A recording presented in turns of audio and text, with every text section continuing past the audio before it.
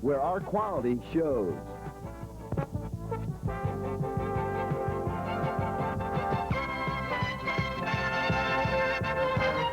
From a humid, sunny evening in Lockport's Flake Field, we welcome you to the 4th annual Will County High School Baseball All-Star Game being played here at Lockport between some of the great players in their senior year from throughout the Will County area and two great coaches to help and guide them through in this 4th annual fun free-for-all that will go 9 innings here tonight in Lockport.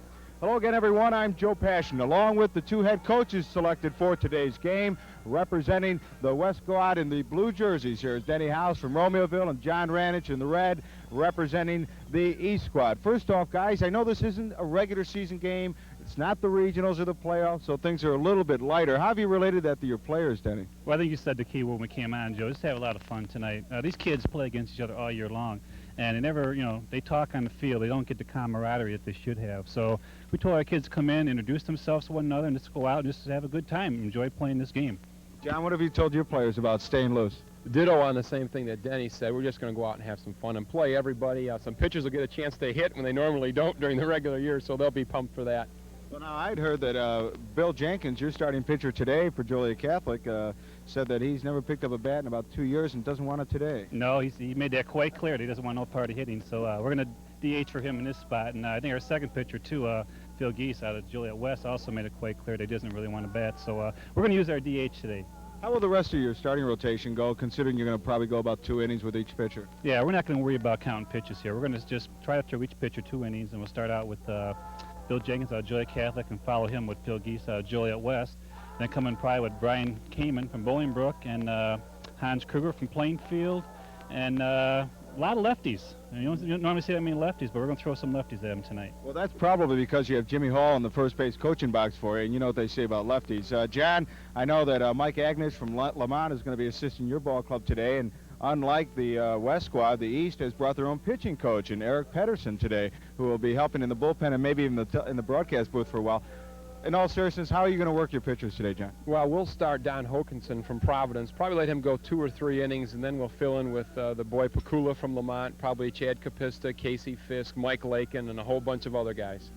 What about the aspect of playing that aggressive running style? I mean, obviously in a game like this, most coaches like to open things up. Will that be the case with you two guys today, Denny? I think so. We just got done going over our signs, and we made them simple as we can, Joe. So, yeah, we're going to do some running, too. I asked the kids before the game who likes to run, and everybody puts their hand up. So they all enjoy running, so we're going to let them run a little bit, too. Same thing, John, and will the humidity and the heat this evening bother anyone in that regard? Well, we're going to run also, and I don't think the humidity will bother anyone because we got 20 kids about, so, they're going to be coming in and out of the game quite a bit. We're going to play free substitution, so it'll allow us to substitute pretty regularly.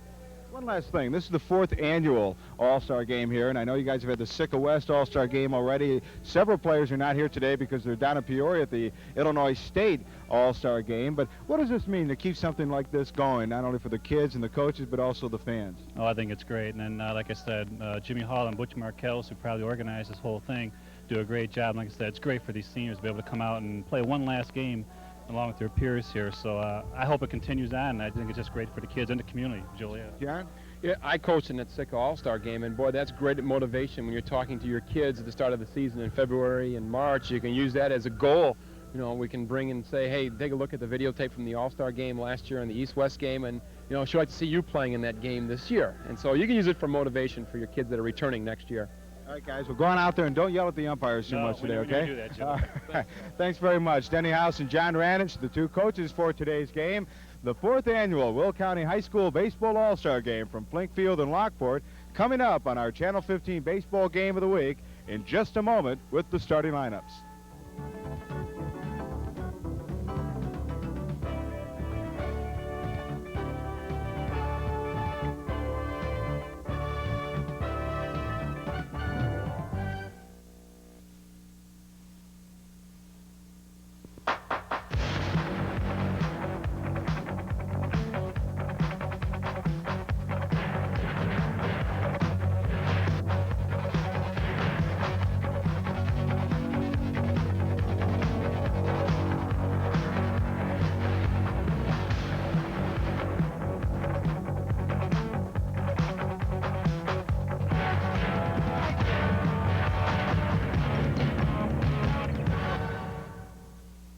Okay, what's the ideal peak to valley on a 32 amp cascade?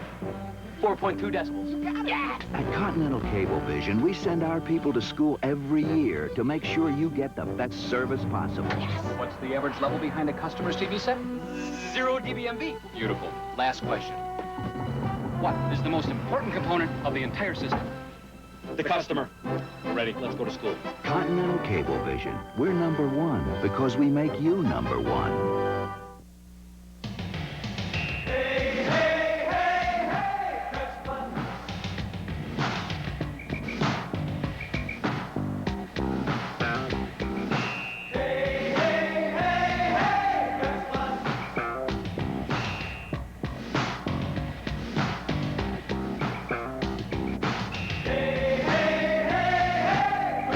New from the Trib, Preps Plus. Big league coverage of your community.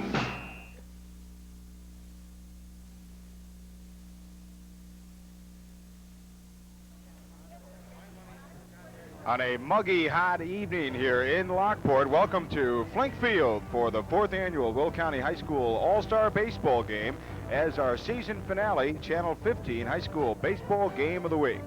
Hello again, everyone. Joe Passion here, along with what will be a revolving door of color commentators up here in the booth overlooking home plate as we see the umpires talking with the coaches for today's game. As you met on the pre-game show, the head coach for the East squad, which will be in the red. There you see John Randage with his back to the camera, and on his left in the red shirt is Mike Agnich, the Lamont first-year head coach, who is the assistant coach here today for the East All-Stars. And for the West All-Star team in the blue, in the upper right-hand corner of your screen is the assistant coach, Jimmy Hall, and then down in the near right corner is the head coach, Denny House. Let's first check off the starting lineups for today's ball game, and as they decide down there by the home plate area just who will be the host team here today, and it will be the Red Club. The East All-Stars take to the field, and the East All-Star team starting lineup, as you see once they come to the plate in the bottom of the first, it'll be Cogswell out of Providence opening up in center field. Steve Person of Joliet Central is the starting shortstop. He'll bat second, followed by Brian Phelan of Lamont, who will be the second baseman. Providence's catcher, Pete Bursich, will be the cleanup hitter when the East comes to the plate. Casey Fisk will be at first base and will be batting fifth, followed by Morris Dave Wolin, the third baseman, and Central's Terry Piazza will be out in left field. Lockport's Brian Kendall will be in right field, and the starting pitcher today will be Don Hokanson of Providence High School. We'll talk about Don in a moment. Let's now take a look at the starting lineup for the Blue All-Stars from the West squad. Their leadoff hitter from Romeoville, Julio Carrasco, the only member of the Romeoville Ball Club participating in today's game, will be starting the game at second base and batting first, followed by the Hilltopper catcher Mike Cardwell, and the number 3 hitter in Denny House's order will be the Plainfield shortstop Chris Priest. The cleanup hitter, Brett Franceschi of Joliet Catholic, will play third base. Andy Nagy of Bolingbrook will start a parade of 3 consecutive Raiders to the plate here in the first inning, and he'll be out in center field, followed by designated hitter Brian Tannehill of Bolingbrook, and Raider teammate Mike Dabish will be at first base. The number 8 hitter in the West order, Dave English of Joliet Catholic, will be out in left, and Joliet West, Jerry Zupanik, will be in right field. The starting pitcher for the West All-Star squad today will be Hilltopper Bill Jenkins, who will be hitting for, well, Tannehill will be hitting for Jenkins in today's ball game.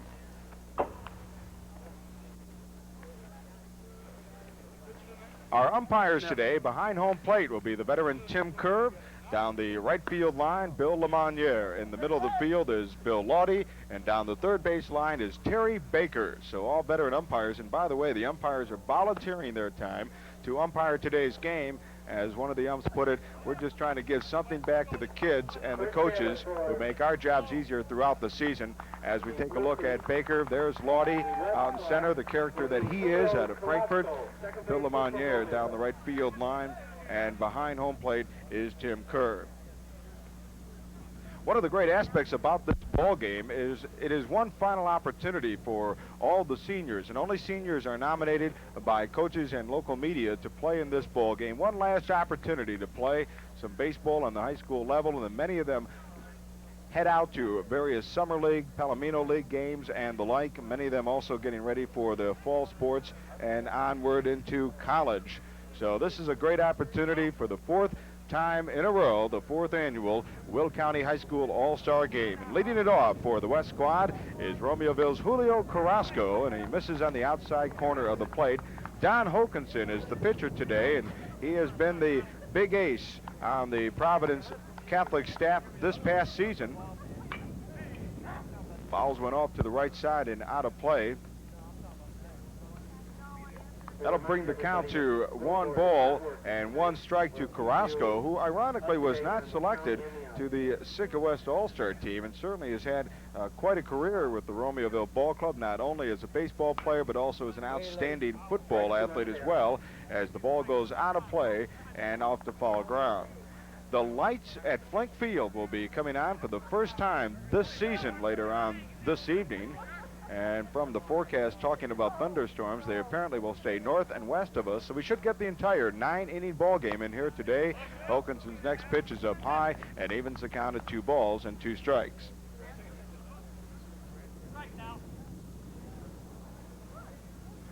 The kick and the 2-2 delivery popped up again out of play as Julio Carrasco continues to battle off the pitches of Don Hokanson.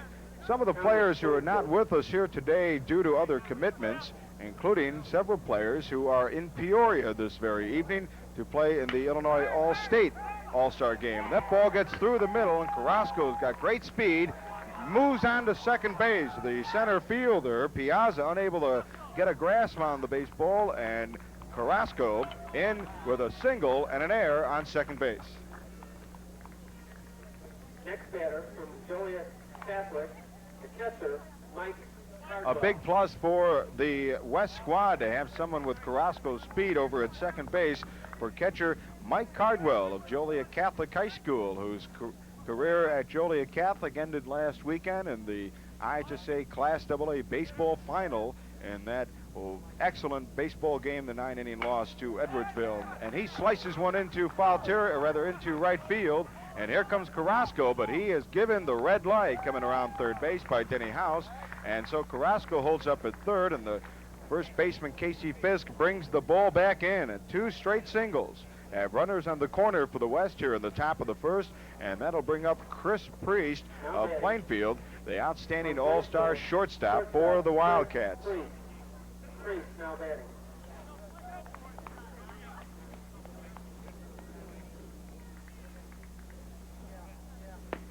Priest looks at a strike call at the knees, and the count goes 0-1. The center fielder, Brad Cogswell, who was unable to hold on to that one ball that went into center. And then the right fielder, Brian Kendall, really had to make a leap to get a hold of the other ball hit. And here's 1-2, the third baseman. They're going to come right home, and they've got Carrasco in a rundown. Bursich over to the shortstop. He's going to come back into Hokanson, who will make the tag, and the runners heads up running will advance to second and third, but Carrasco thrown out between home plate and third base for the first out of this top of the first inning. Hokanson really hustled over there to make the play with his teammates. Now batting from Joliet Catholic, the third baseman, Brett Brancheski. Brancheski now batting.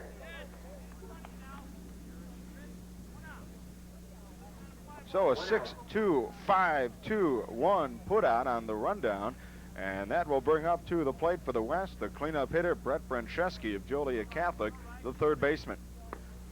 With just one out and first base open, runners at second and third for the pitcher Hokanson. Don, a graduate of Homer Junior High, and there you see the runners on the left side of the infield, and the outfield playing back and straight away. Brancheski was one of several members of the Hilltopper team to make the IHSA All-Tournament team downstate, and he flies one into deep center field. Cogswell is there to make the catch, and that sacrifice fly will score a run as the throw comes up the line, and a good backup by Hokanson behind the catcher Bursich, keeping the runner at third in place. But that is a 1-0 lead on the sacrifice fly by Brancheski to center field. 2 outs in the inning. Now batting. So Chris Priest over at third base will bring up now Andy Nagy, the center fielder out of Bolingbrook High School. Nagy now batting. Bolingbrook, which had a senior-dominated ball club this year, really made some noise in the SICA West. It was certainly not a runaway, as 3 teams can attest. Just ask Lincoln Way, Joliet Central, and Andrew. They all finished atop the SICA West as tri-champions with 9 and 3 conference marks, and it's because of troublesome games against teams like Bolingbrook. Outside and missing. In fact, Bolingbrook gave Joliet Catholic quite a scare in the regional opener in the Lockport Regional here, losing 3-2 after Bolingbrook had defeated Joliet Catholic last season in the regional. And there's a chopper down the third base line and will drift foul out of play, even the count at 1-1. 2 outs in the inning, 1-1 on the batter. Hokanson on the mound. He lives here in Lockport, in the Homer Township area of the ever-expanding Lockport. They just call him Hoke. And Nagy swings and misses.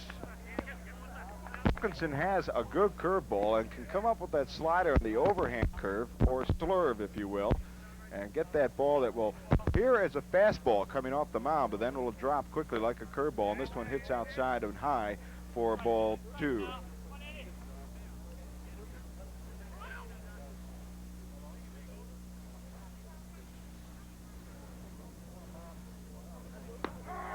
And that is a called strike 3 on the outside corner by home plate umpire Tim Kerr, and that retires the side here in the top of the first. But in the inning for the West All-Stars, they get a run on 2 hits, 1 error, and a man left aboard. We go to the bottom of the first. It's 1-0 West with the East All-Stars coming to bat.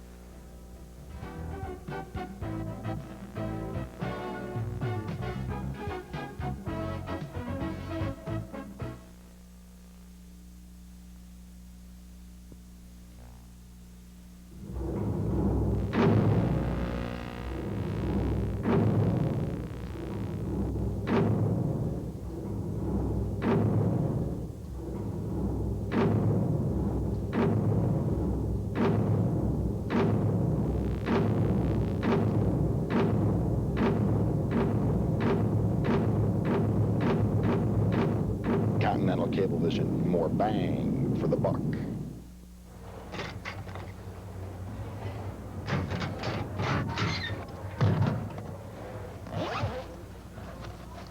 These days, a lot of drug deals take place in locker rooms.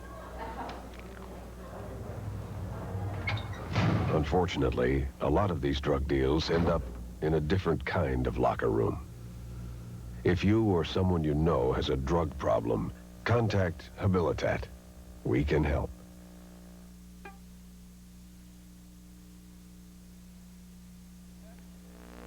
As we come back to Flink Field in Lockport, we go to the bottom of the first inning in this East-West 4th annual Will County High School All-Star Baseball game. 1-0 West as they scored on 1 run on the 2 hits and an error in the top of the first.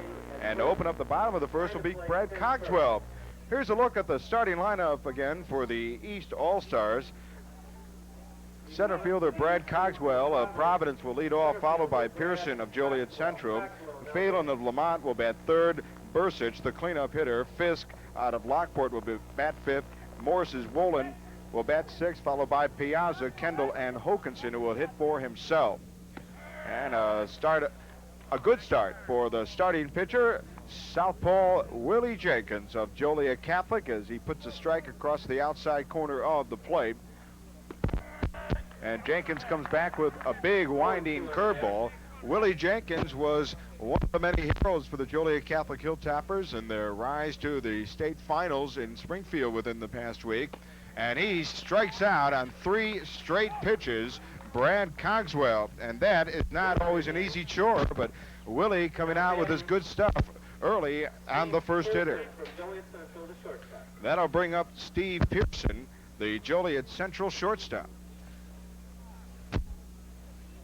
Pearson, one of the many players that keyed Joliet Central's rise to the tri-championship of the SICA West, and almost a win right on this very diamond in a wild 9-inning ball game in the regional championship against Joliet Catholic that the Hilltoppers won in a wild ninth inning ball game that got him back into it. A little hopper to Carrasco at second, and he makes the easy one hopper for a 4-3 putout. Pearson grounds out to bring 2 away here in the bottom of the first, and that'll bring up Lamont Engine Brian Phelan, the second baseman. Phelan, another one of the many two-sport athletes participating in this all-star game, also a football player, and he plans to attend Illinois State University when he closes out the summer. And I'm sure many of you can all remember your last summer following your year of high school, and what a summer that probably was for most of you before you went on to college, a job, or the service, or whatever it might have been. In fact, people still talk about our director, Frank Bance, and his last summer after going to Joliet Catholic High School. And this one is inside on the corner for a strike call.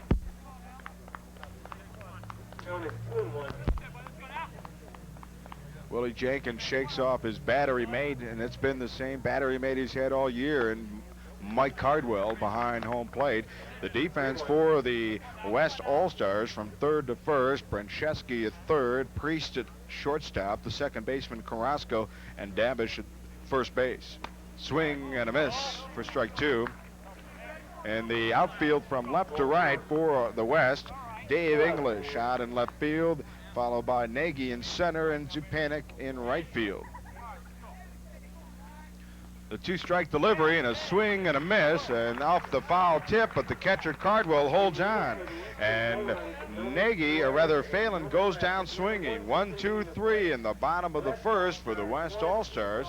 And the West All-Stars do it with the pitching of Billy Jenkins as the East goes down in order in the first. We go to the top of the second. 1-0 West over the East.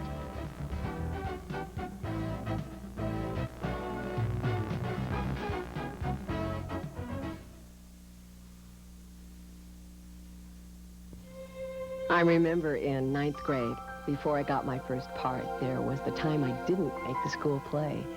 And to me, the world had ended. So I came home after school and was crying in my room for at least a couple of hours when my dad came in. And there we sat, at least until midnight, with me sobbing and my dad just listening to me telling things like how I read over that final list of names on the drama room door at least 20 times while praying I'd see Victoria Stewart among the other names that had made it. And you know, he didn't tell me some story about how he didn't make the football team in junior high or how there would be other things to look forward to. In fact, he really didn't try to tell me anything. I just remember he listened. He really listened to me. If you're listening to your teenagers, now you're talking. From the Church of Jesus Christ of Latter-day Saints.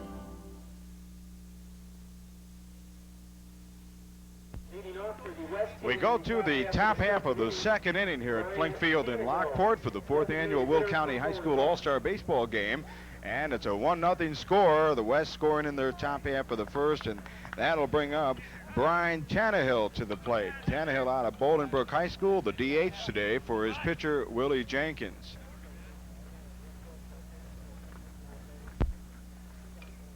On the mound is Don Hokinson from Providence. And there's a sharp shot to the second baseman, but it gets through the hole for a base hit in the center fielder. Cogswell comes up with it, and Nagy on, or rather Tannehill on with a base hit to open up the second inning for the West. Stepping up to the plate from Bolingbrook, first baseman Mike Dabish. Mike Dabish, the hitter out of Bolingbrook, at the first baseman for the Raiders. 3 Bolingbrook players going 1, 2, 3. Both coaches, as they said to us on the pregame show, are going to open this game up. When one of the coaches asks who likes to run, everybody raised their hand. So you would expect the signs to be very simple from the coaches' boxes, and obviously the philosophy pretty simple. You get a shot, go after it. But we got 2 all-star catchers behind home plate, remember, in Pete Bursich for the East squad and Mike Cardwell for the West.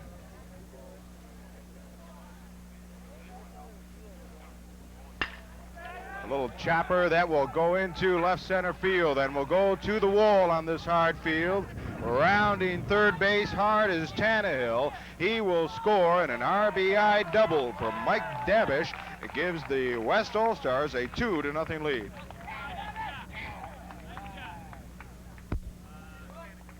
Next batter from Joliet Catholic, left fielder. For a moment there, as you take another look at this, it looks like the ball is topped and that it might have come down to the shortstop, but this ball then took off and finds a hole in the alley in left center field. Cogswell chasing it back to the wall, and Tannehill turns it on around third to score to make it 2-0, bringing Dave English to the plate and a 2-0 West lead.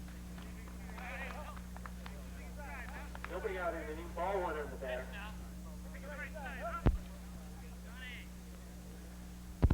So Hokanson, who's throwing strikes here today, and the players are feeding off it. 2-0.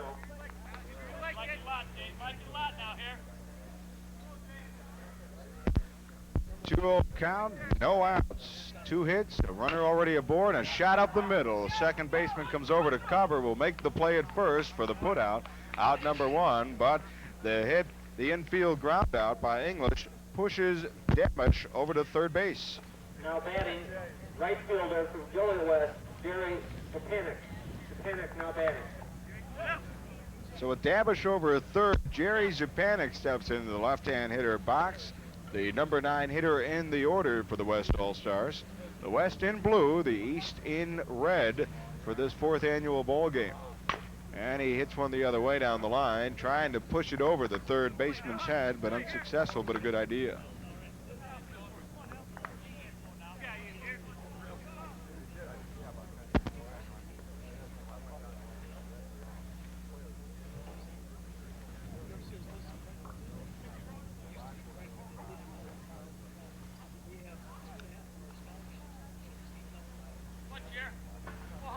Oh, 1 count. And the hitter Zapanic, Julio Carrasco in the on-deck circle, and hits it off the handle of his bat. A run will score, and the 6-3 putout gives it 2 away. But coming in to score is Mike Dabish. 2 runs across here in the top of the second, and it's now a 3-0 West lead. Next batter, leadoff batter for the West team, Julio Carrasco from Romersville, second baseman. So that'll bring up Julio Carrasco, his second at-bat in as many innings. Carrasco singled, advanced on an error on the center fielder in the first at-bat, and then was caught in a rundown between third and home on a ground ball. And he looks at a ball up high for ball 1. As the clouds begin to set in, the sun begins to set down, and a nice breeze that is shaking out straight away toward the left center field wall at about, we'd say 12, 15 miles an hour. Gives a nice cool breeze to what has been a very brutal, humid, hot day in Chicagoland.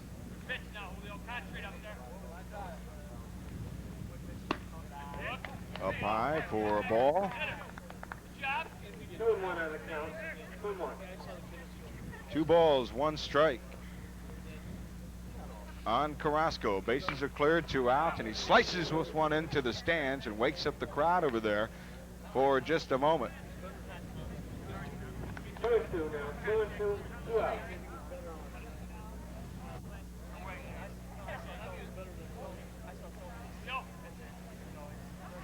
Two balls, 2 strikes, and again Carrasco goes into right field, and he's got a second single in as many at-bats for Julio Carrasco of Romeoville.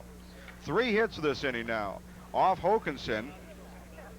The East squad of head coach John Randich of Joliet Central and his assistant Mike Agnich of Lamont talked about their pitching rotation, having Pecula following Hokanson, and then to be followed possibly by Lakin, Capista, or Fisk, not necessarily in that order, but that's the potential pitching rotation that the Joliet Central and Lamont coaches for the East squad have determined here, as we see Mike Cardwell step in, and this wild pitch gets away, and Carrasco rounds second, but he will hold up there and not challenge the arm of Bursich down to third.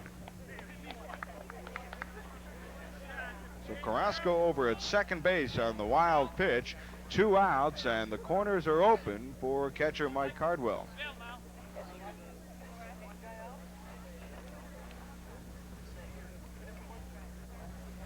But the coaches from both squads were not really set on just how many innings they were going to let their opening pitcher go. They would just kind of let the play dictate that.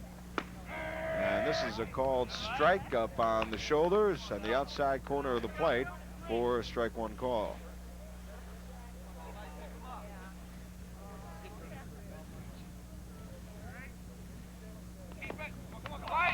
This ball gets away. Bursic loses it for a moment. It's right there. And Carrasco hustles over to third base on the pass ball.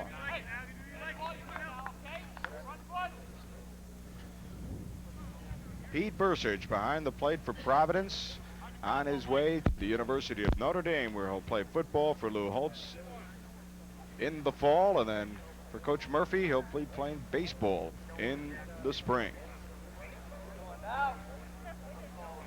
The delivery, and it just misses. Check that. It does get in there for a strike. Timmy Kerr will call strikes. If they're in and around the strike zone, he will be right there with the call and lets the hitters and the pitchers know that. And there is called strike three, and Cardwell goes down looking to end the inning. But in the top of the second for the West, they get 2 runs on 3 hits. No errors and a man left. We go to the bottom of the second. It's the West leading the East 3-0.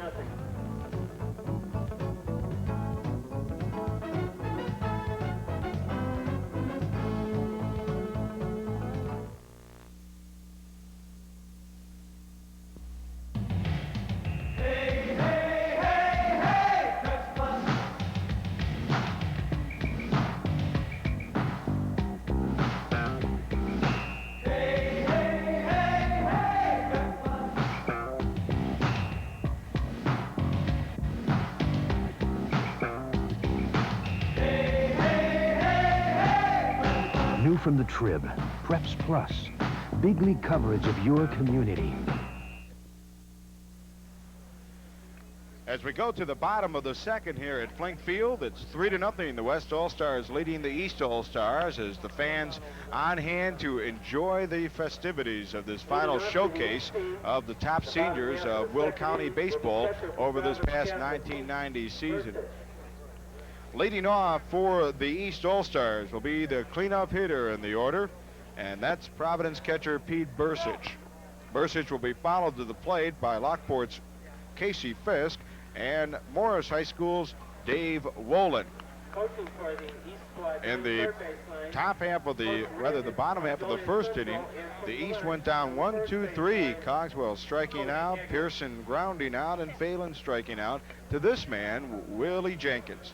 In fact, we're asking Jenkins before the game if he was going to hit for himself today, and he says, Joe, I haven't picked up a bat in years. I'm not going to start tonight. So at least he knows his own limitations. Bursic, of course, is quite a powerful hitter with a bat in his hands, and he steps in there against Jenkins. And the curveball just comes in there.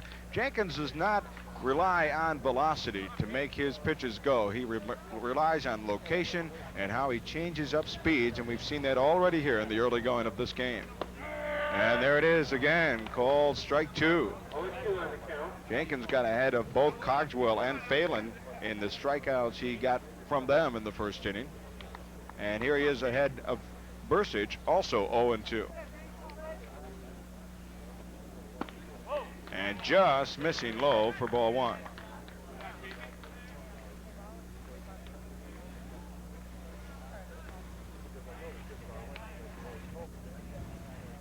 The 1-2 delivery, and Bursic holds back on that one as it misses outside for ball 2 and evens it up.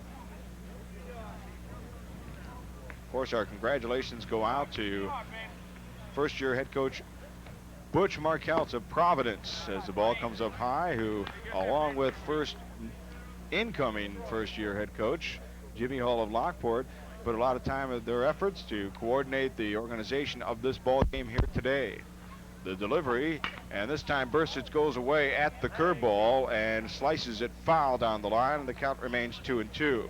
Several players unable to make it for today's game. From Joliet Catholic, Tim Ciesla and Mark Cignoli are playing in the Illinois All-Star game down in Peoria on this very night, while Todd Fitzgerald, the Hilltoppers shortstop, had to work this evening.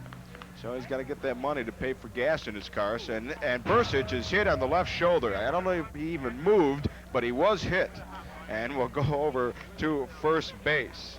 So after being ahead 0-2 on Bursich and then going to a 2-2 count, Jenkins hits Bursich on the shoulder. And Bursich over at first base, and that'll bring up Casey Fisk. A little smile on Jenkins' face as Bursich will have a pinch runner coming into the ball game. With the players without numbers on their back, we'll try and ID some of these players as quickly as you can. Looks like Mike Lakin over at first base. Pinch running. Mike Lakin pinch running over at first base, and here is his teammate from Lockport, Casey Fisk, at the plate. Pinch running for Bursich at first base, Niels Lakin from Lockport. Don Dobson, our public address announcer out here, is like everybody, the coaches and players, just having some fun at the All-Star game, keeping things a little bit light. And that's what makes this game kind of special, because really this is the epitome of the ball game itself, and that's to have fun. A deep fly ball to center field. Underneath it is Nagy. He makes the catch, and Lakin, the pinch runner, has to hustle back over to first base. That's one away in the bottom of the second. One out in the inning. Now batting for Morris, third baseman Dave Wolin. That'll bring up Dave Wolin, the senior third baseman from Morris High School, will step into the batter's box. Of course, Morris, under head coach Denny Steele, with another outstanding season this year for the Redskins. Their all-state shortstop infielder Scott Spezio not here today. He is one of the many players who may have been here today who are in Peoria playing in the all-state All-Star game, along with Providence Catholic pitcher and infielder Brian Ricard. So Ricard, Spezio, Cieslin, Chignoli at the All-Star game in Peoria, along with Lockport's Jim Batters. So that's 5 players that would normally have been in this ball game that are in Peoria playing in that All-Star game tonight. Another player who might normally have been in here has been injured. Joliet Central pitcher Eric Pedersen was in a minor auto accident a few weeks ago while driving his girlfriend, Carrie O'Connell, Mike O'Connell's daughter, back home. Now, this is the story as it's put to me earlier in the game. And apparently, they got into a minor accident at an intersection, and Eric jammed his right hand on the steering wheel and dashboard and lost circulation in there. He's got a big, huge black and blue bruise on that hand and is unable to pitch. And this one goes deep to center, and flying up in the air on his back to make the catch is Andy Nagy of Bolingbrook. Lakin goes back the first, and Nagy's back on his feet, and let's take another look at that highlight shot. Well, Nagy made the catch on Fisk a moment ago, but it was routine. This one he had to go back on his heels and really chase after this one hit by Wolwin, and he does the rest acrobatically, of course. So that'll bring up Terry Piazza, the left fielder for Joliet Central.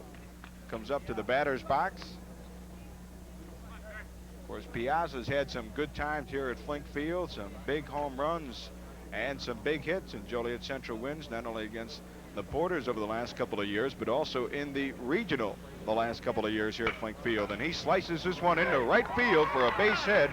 Lakin will turn it on, and he'll go to third base. Piazza holds up with a single, and runners at the corner with 2 outs here in the bottom of the second.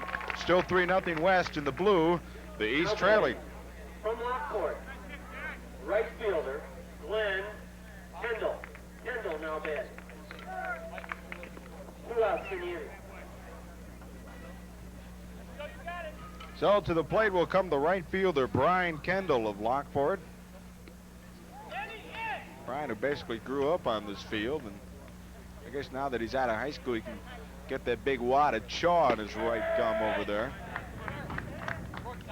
Of course, during the regular season and during the tournament, the IHSA does not allow players or coaches to chew on tobacco. And if that's gum, that is one big piece of bubble gum.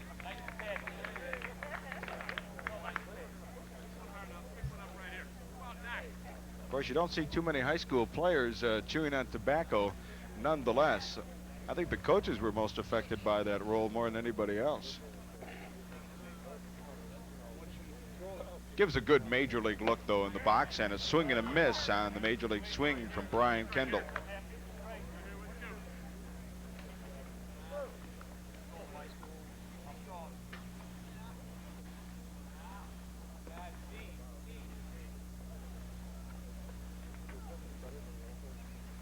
The delivery, and outside missing.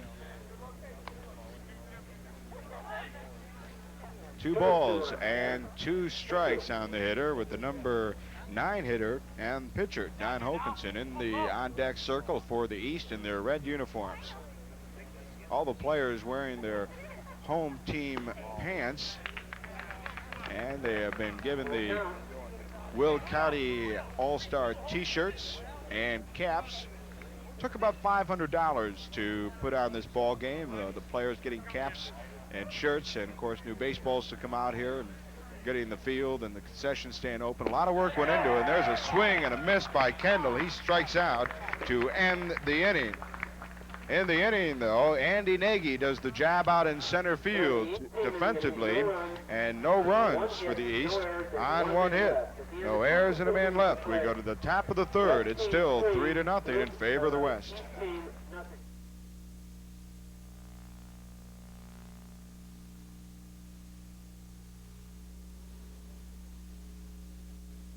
Dear Mom, thanks for helping Janet and me with the new baby the past 2 weeks.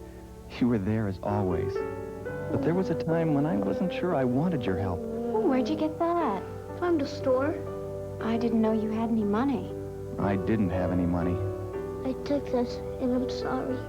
It takes a big man to face up to a mistake, son. Thanks, Mom, for teaching me the hard lessons. Family values. Your children need them now more than ever. From the Church of Jesus Christ of Latter-day Saints.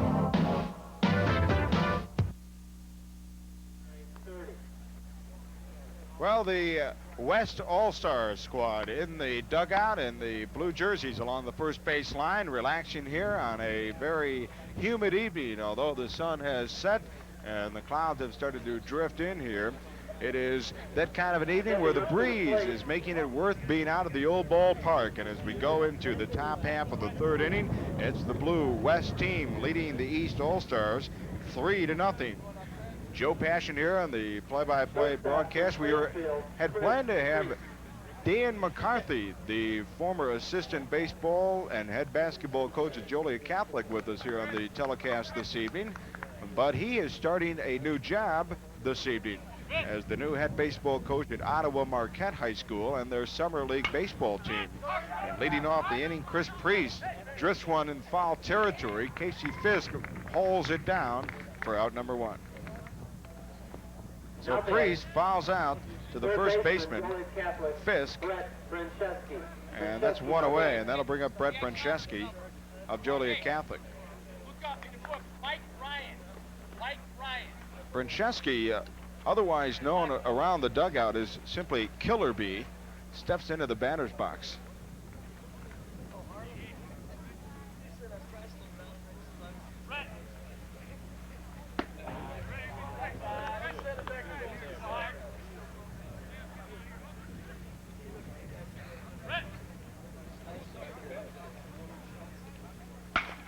And he hits a shot down the 3rd base line and just foul.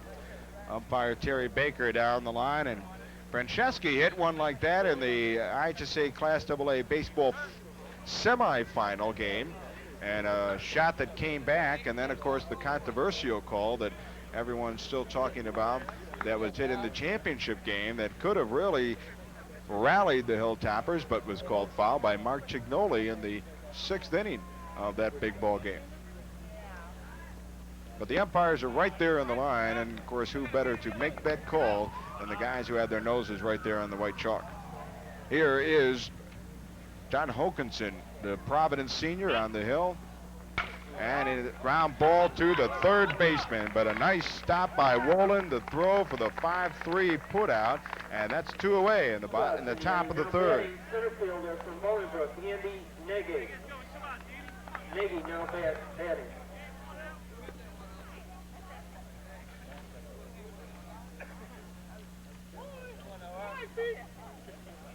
So here's Andy Nagy, also a football star over at Bolingbrook High School.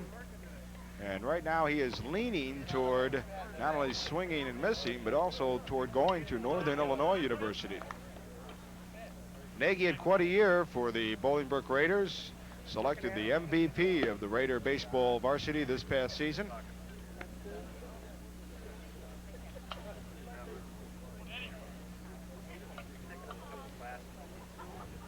On deck will be Brian Tannehill, and Nagy hits this one into right field, but the right fielder Kendall is there to make the catch and retire the inning. The West goes down for the first time tonight, 1-2-3 in the top of the third. No runs, no hits, no errors, and nobody left. We go to the bottom of the third. It's still West leading the East 3-0.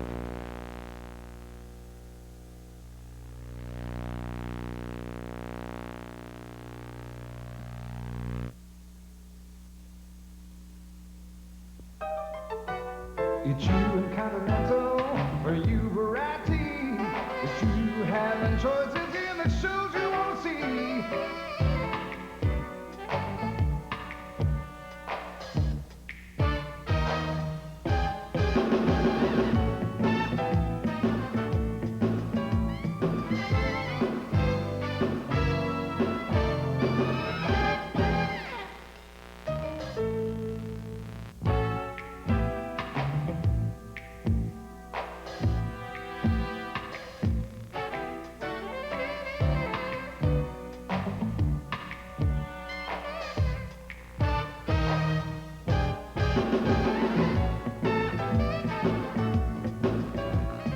Cable TV's looking good. A quality show. All right, we go to the bottom half of the third inning here at the Will County All-Star Game, and it's family night at Flink Field, and that, of course, is usually every night there is a baseball game here. And keep in mind, for you baseball fans, there are always baseball games here almost every night during the summer here at Flink Field in various league levels. And here tonight, the outgoing party for the top seniors of the Will County area. And leading off the bottom of the third, the number 9 hitter is Don Hokinson, the pitcher, and he swings and fouls one off.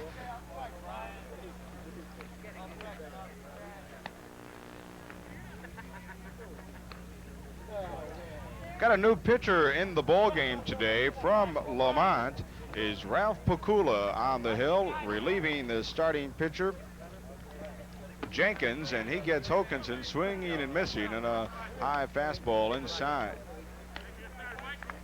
Pakula was the MVP of the Lamont Indian Ball Club this season and also made first team all-conference on the mound for Lamont, and a swing and just fouled off by Hokinson.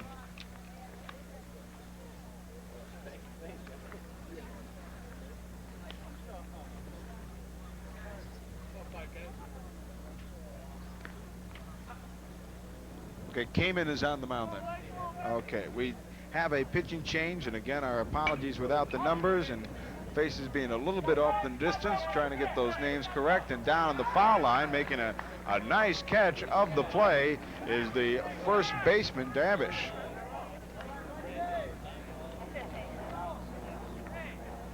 This will be one of the fun parts of this ball game, is keeping tabs on the players who will be coming in and out of the ball game because they are without numbers here. Kamen, the pitcher, on the mound for the Blue West All-Star team. Brian out of Bolingbrook High School. Guess we'll have to talk more about Pakula when he comes up, because he's expected to be on the mound next inning for the East squad.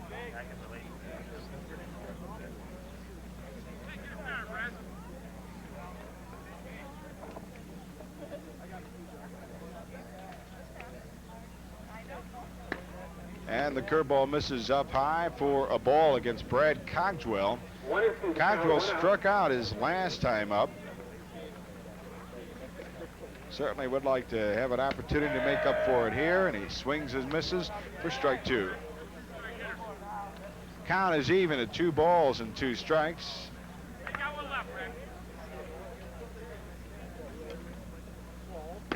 Swing and a miss.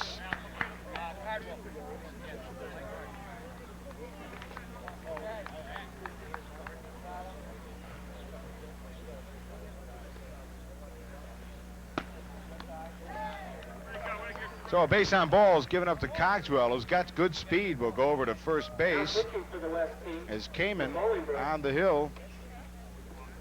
And Cogswell over at first base, and that'll bring to the plate from Joliet Central, Steve Pearson. That's the first base on balls given up by a West pitcher, Willie Jenkins, who pitched the first 2 innings of the ball game.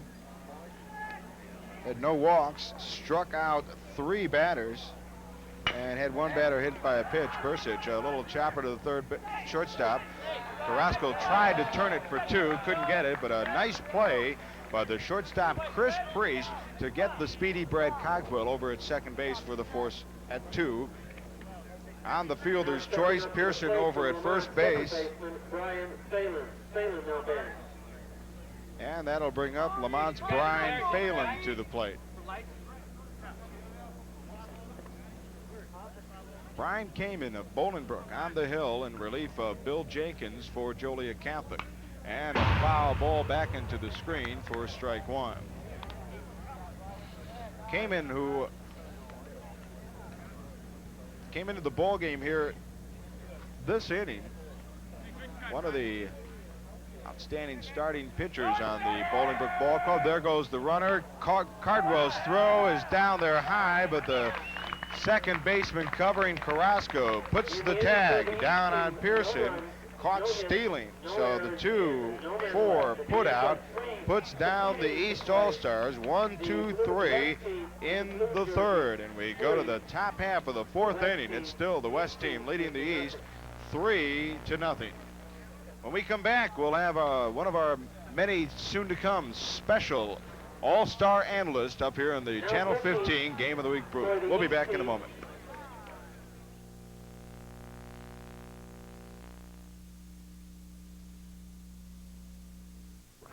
We go to the top half of the 4th inning here. The West All-Stars lead the East 4-0, and a new pitcher in the ball game. Here now is Ralph Pakula out of Lamont, the MVP of the Lamont Indian baseball team this past year. He made the all-conference first team on the season.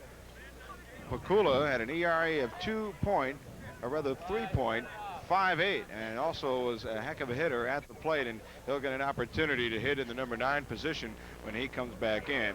And also a new catcher, and it's the same kid who caught Pakula during the course of the year, catcher Hank Palmer of Lamont. So a new battery here for the East All-Star squad as we go to the 4th with the West leading the East 3-0. Joe Passion back with you on our Channel 15 Game of the Week, and our first of our new guest analyst here is on the disabled list for this game here today. We talked earlier today about Joliet Central graduating senior Eric Pedersen, and Eric joins us up here. Eric, give us a little bit of an idea about the accident that is keeping you out of today's ball game as we look at Brian Tannehill at the plate. Well, it's an injury to my hand. My arm was caught under the car because we got a bad accident, me and my girlfriend, because she lives on Elwood, and I was taking her home, and we were sort of arguing, and then my arm got caught and it cut off the circulation, but the doctor said that it wasn't caught under a long period of time to where I had nerve damage. But if it was caught under for a long period of time, I could have had nerve damage to my hand. So I'm a lucky kid. So you came out of that one pretty good as we look at a base on balls to Brian Tannehill. Any thoughts about not being able to play in this ball game here today? I want to hit more than I can pitch because Mr. Ranch didn't let me hit much this year, but I know I can do something with the bat. That's what I wanted to do out here today, but oh well. All right, well, here is Mike Dabish, the Bolingbrook first baseman at the plate, and on first base is Brian Tannehill. Dabish, who was an all-conference player for the Bolingbrook Raiders in the SICA West and co-captain of the Raiders baseball team, from the left side of the plate as a 1-0 count against Ralph Pakula, outstanding basketball player as well as a pitcher for Lamont, on the hill for the Indians. You know, I know as you look up here, Eric, at Flink Field, as we look at the lights beginning to come on here at Flink Field for the first time this season, due to electrical problems they had earlier in the year, but they are beginning to shine brightly on the left side of the field, and the right side of the lights also starting to come on. So we should have a good lighted field here tonight. But as you look at Flink Field, Eric, this is the site of what may be your most memorable ball game, and not necessarily in the positive side. I got to ask you, when you came in there in the 7th inning to face Joliet Catholic in the regional final, did you have anything left in your arm considering you'd pitched the day before in the semi? Well, if we would have won in the 7th or if we would have lost, either way I would have cried because I was so drained out mentally and physically. When I got a base hit in the bottom of the 6th inning, I had to get taken out because I was so tired. It wasn't even funny. I tried my hardest, but the more you try, maybe, I don't know. I gave it the best I could. Dabish backs away, and Pakula walks the first 2 hitters he faces here in the top of the 4th. So Tannehill at second and Dabish at first, and that'll bring up Dave English, the left fielder from Joliet Catholic, who is also a captain of the Hilltopper football team. So no one out, and runners at first and second for the West, who lead 3-0 in this 9-inning ball game scheduled here today. In past years, they have had 2 7-inning ball games in doubleheader all-star games to allow all the players to play more than just a couple of innings, but they decided to go with the 1-game 9-inning format, and that's the case here in this game today. And considering the hot and humidity of earlier today, I'm certainly glad it is a night game.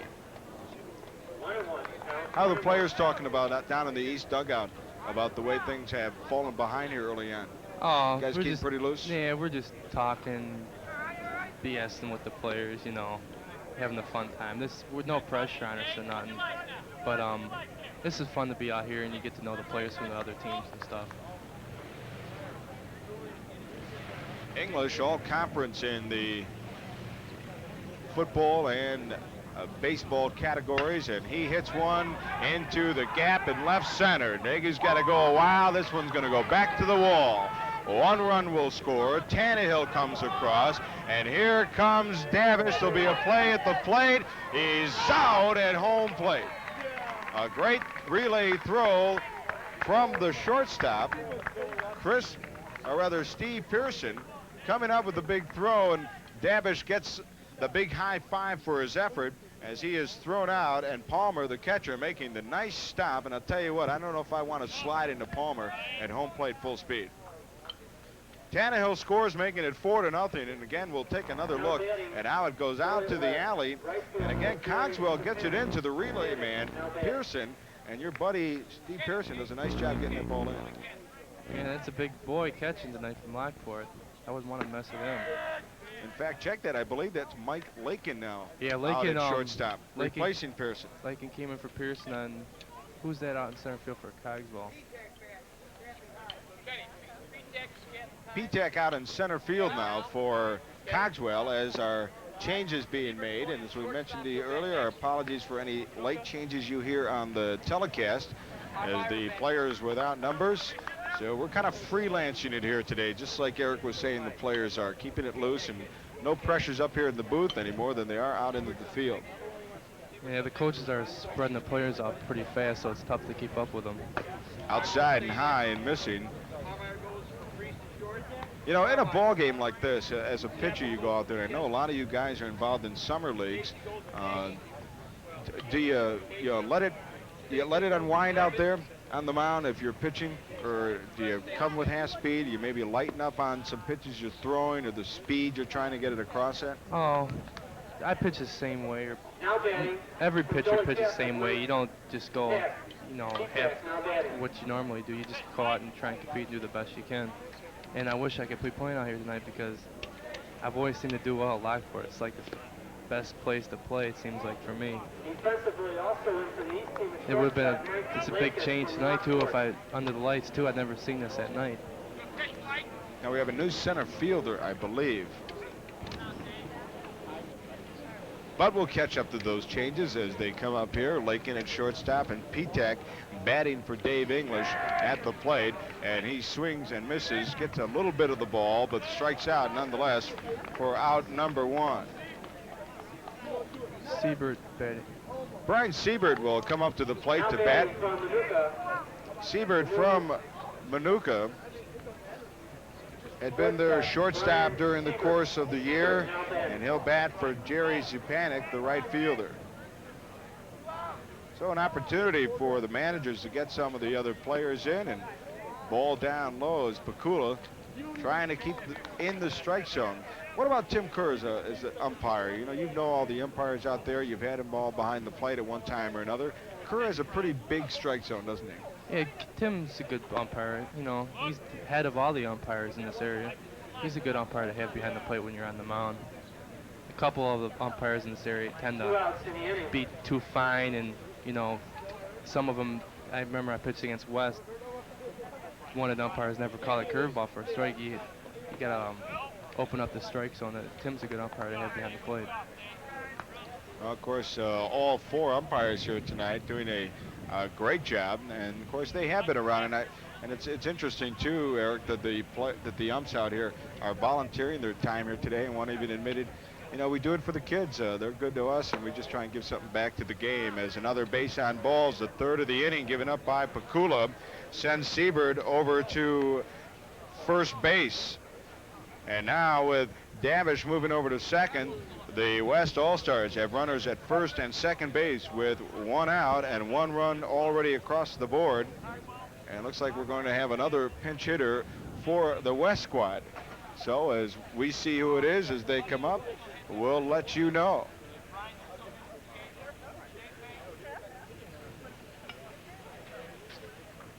Now batting, catcher Mike Cardwell from John Catholic. So Cardwell will bat for Carrasco then?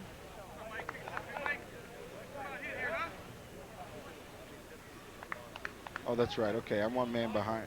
All right, we'll catch up here, folks. We're having some fun here. Yeah. So the runner at first base, Siebert, in place of Carrasco, and now Cardwell will hit for himself, the number 2 man in the order.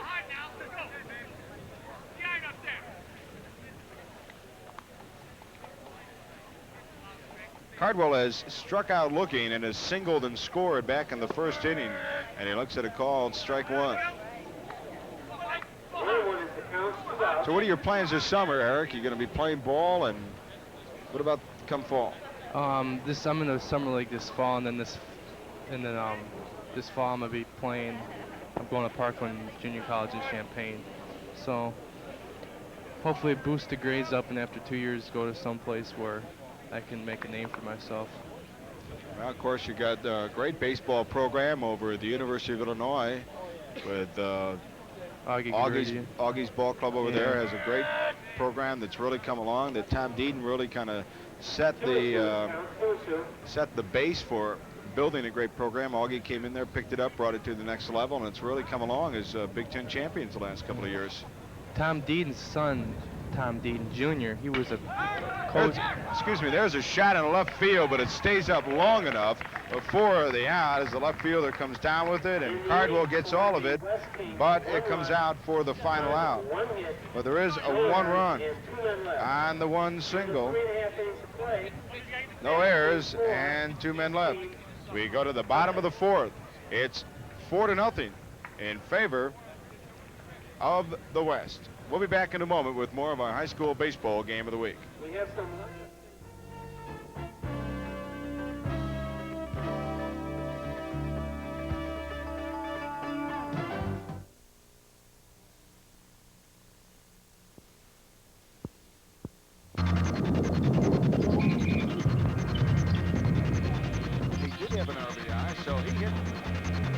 Will throw one right where it's supposed to go.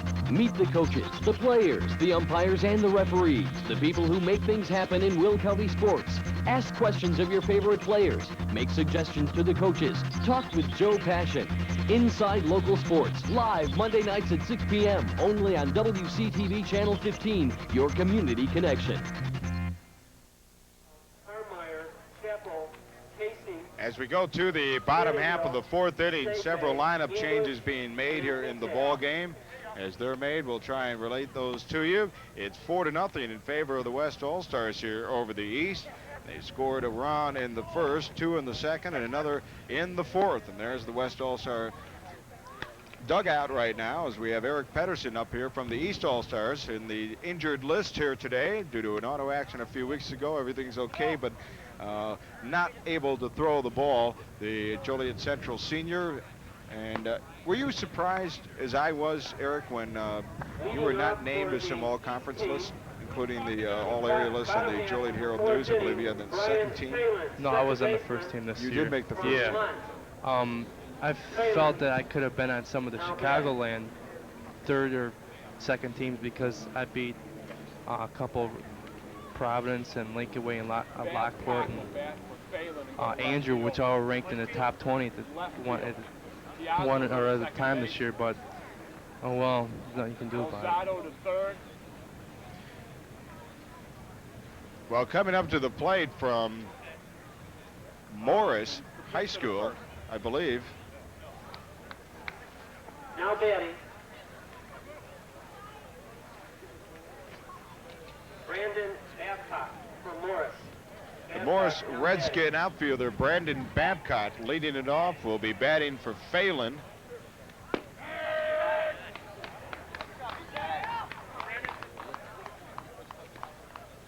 This Kamen kid from Bolingbrook, he's got a good curveball. So. And this curveball doesn't get in there and break quick enough, but the second baseman comes up and makes a good quick play over near the bag for the putout, and that's one away as Babcock rounds out to second base for out number one. Pitcher Hank Palmer from Lamont. Palmer now batting. So here's Hank Palmer batting for Bursich, who he replaced last inning, and Palmer made a nice play at the plate last inning and getting Davish out at home plate. Gets one foul, slicing down the line, and will go out of play toward the fence. Kamen on the hill. You've seen Kamen a couple times this year, and of course last year. And Bolingbrook really relied a lot on him, just as Joliet Central did on your arm this season. Yeah, he's Bolingbrook's go-to guy the past 2 years. He's got a good fastball, very good curveball, and he's tough to hit. He beat Lincoln Way this year too, so he's got potential. He's a good golfer too. My friends on Joliet Central tell me he's a good golfer too. In fact, he's on the varsity golf team during the fall while everyone else is beating their skulls out there in the football field. He's out there on the golf course. Here's a ground into the shortstop. Has to be a quick play, and it comes up with it for the putout. 6-3 putout, and that's 2 away. Now batting from Lockport, first baseman Casey Fisk. Fisk now batting. So Casey Fisk will bat for the second time today. Flied out deep to center field, and pitcher Kamen's teammate Nagy made the nice catch out in center field. Casey's going to have to give me some tickets to see that big weekend series with the A's this weekend. They're all sold out. Well, I believe there are still thousands of tickets left for Thursday night's game, a few for Fridays, but I'll tell you, Saturday night and Sunday afternoon's game are going to be SRO at Comiskey Park for their upcoming series against the Oakland A's. They won today at 11-2, so they're only a game, I believe, or a game or two behind Oakland. So, well, 2 games out behind Oakland, but Oakland was tied going in extra innings against Texas. So either way, it makes for a great series. And Casey, of course, when you look at his swing too, it's so similar to that of Carlton Fisk, his dad of the Chicago White Sox. Yeah. In fact, he even takes his time like his dad does, doesn't he? Yeah. Kamen on the hill for the West, who lead here 4-0. The West coaches Denny House and Jimmy Hall. The East coaches John Randich and Mike Agnich of Lamont. all the lights out here at Flake Field in Lockport working well here tonight.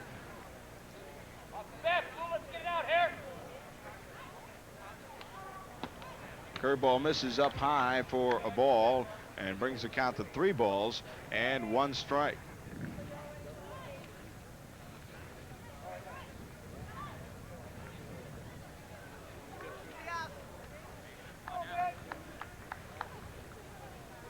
The kick and the delivery. Check. Did he check his swing? No, it came around, or was it called strike?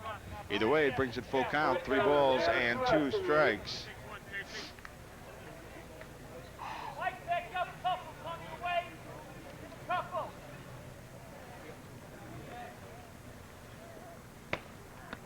And so Casey Fisk, patience pays off as he draws a base on balls, and only the second walk given up by the West pitchers, the second walk given up by Brian Kamen. So with the runner at first and 2 outs, Dave Wolin from Morris steps in. Wolin hit that deep fly ball to left center field that Andy Nagy had to fly up and flop on his back to make a acrobatic catch for the out of the inning. Yeah, we don't get to see Morris a lot, but Wolin looks like he's a very good player. One of the better players on that Morris team. In fact, Babcock and Ruder are here today. Spezio's at the All-Star State game in Peoria. It's up high for a ball. You see Kamen out there on the mound is really trying to keep his pitches down, because as he knows from watching Wolin swing last time, he can send it. Ball over the first, but the runner is back in time. I believe on his card it says he's going to Mankato State, and they played Lewis this year in that championship thing over at Lewis this past couple weeks ago. Mankato State, where Wolin will be going to college, is the school that has played Lewis in the regional championships the last 2 seasons. And of course, Lewis finishing 3rd again this year in the NCAA Division II World Series down in Montgomery, Alabama for the 2nd year in a row. They've been down there 3 years in a row. College of St. Francis finishing 3rd in the NAIA World Series in Lewistown, Idaho for the 2nd year in a row their appearance. Last year they finished runner-up in the nation. This year 3rd place. And this one is fouled off to the right side. Could be playable, but it doesn't get there in time enough for the right fielder to come over to make the play. So once you establish yourself back again academically and athletically at Parkland, are you considering possibly coming back and maybe looking over the potential of Lewis or CSF, or will you try for a Division I school? I figured I'd go down, get away for 2 years and see how it is, and then I have the possibility of coming back to Joliet and seeing what Lewis and St. Francis has to offer, or possibly if I like being away from home, I can always go someplace else. So it's good to get away and see how it is to be on your own for a couple years. I'll tell you what, one of the most wonderful classrooms in the world, travel. And going after a fastball and a nice swing by Wolin, just getting a piece on that ball from the pitcher, Kamen. Fouls it off, and he stays active here. What is toughest as a pitcher when you're on the mound, Eric? Do you get frustrated when someone keeps battling your way, or is it jack you up there where you really feel more challenged to go after him? Because you always impress me on the mound as someone who challenges hitters. Oh yeah, I like challenge. If they keep on falling off, and they keep on falling off, I'll keep on throwing a fastball, and then after a while, if they keep on falling off, I'll throw them a deuce and get them looking, hopefully. So. Well, I think that's exactly what Brian Kamen did. He battled Dave Wolin in a good at-bat, but Wolin goes down swinging to close out the 4th.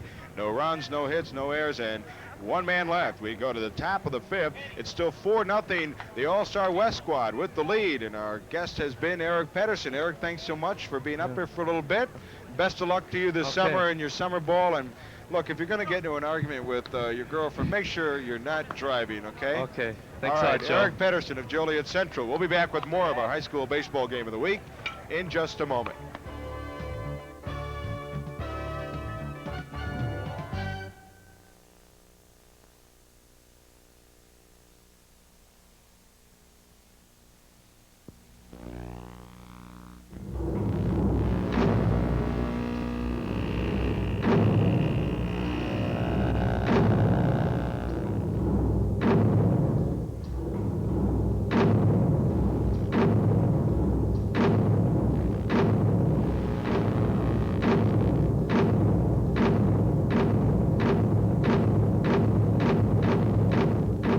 channel Cablevision. More bang for the buck. Elmer didn't think one piece of litter would make one bit of difference, and neither did Alice, and neither did Walt, and neither did Clyde, and neither did Marge, and neither did Sam, and neither did Nigel, and neither did Melvin, and neither did Shirley, and neither did Orville, and neither did Preston, and neither did Chauncey, and neither did Edgar, and neither did Hortense, and neither did Maud, and neither did Myrtle, and neither did Cecil, and neither did Roscoe, and neither did Pearl, and neither did Jasper, and neither did Bertha, and neither did Milo, and neither did Mabel, and neither did Virgil, and litter by litter, we'll bury ourselves. Shortstop from Bolingbrook.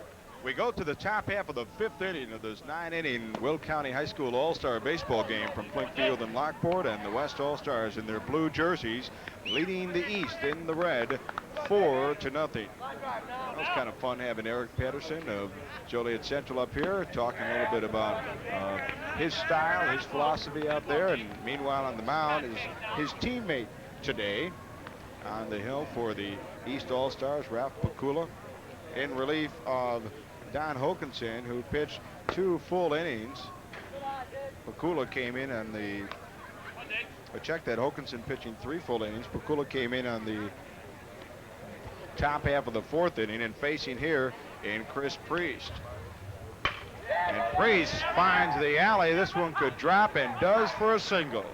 Chris Priest, who's had a fielder's choice and popped up as a single, his first hit of the ball game. And for the West All-Stars, their 5th hit of the game. Chappell, not bad. Make that their 6th hit of the game, and that'll bring up Tim Chappell. Chappell of Joliet West High School, as we look over at Priest at first base leading off, replacing Brenchesky, the 3rd baseman of Joliet Catholic, in a swing and a miss by the Tiger infielder.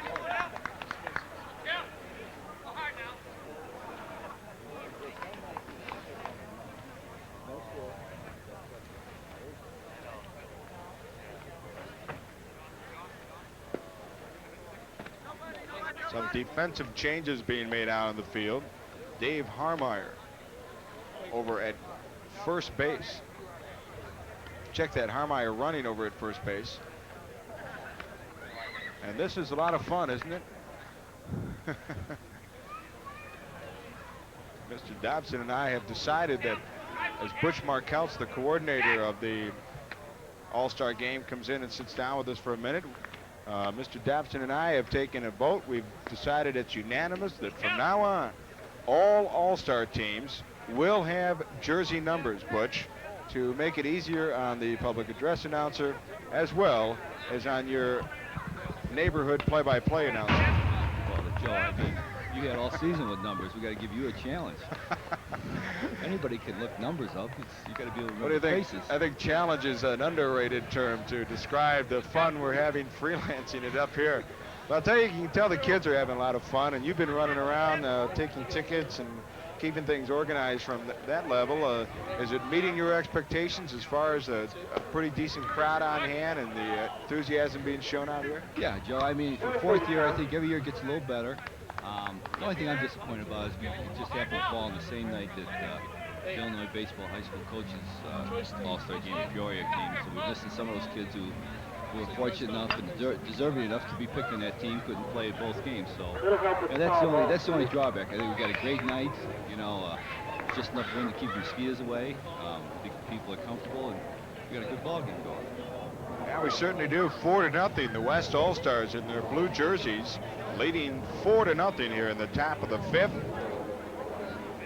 At the plate is Jim Chappell of Joliet West, and he's battling Ralph Pakula on the mound.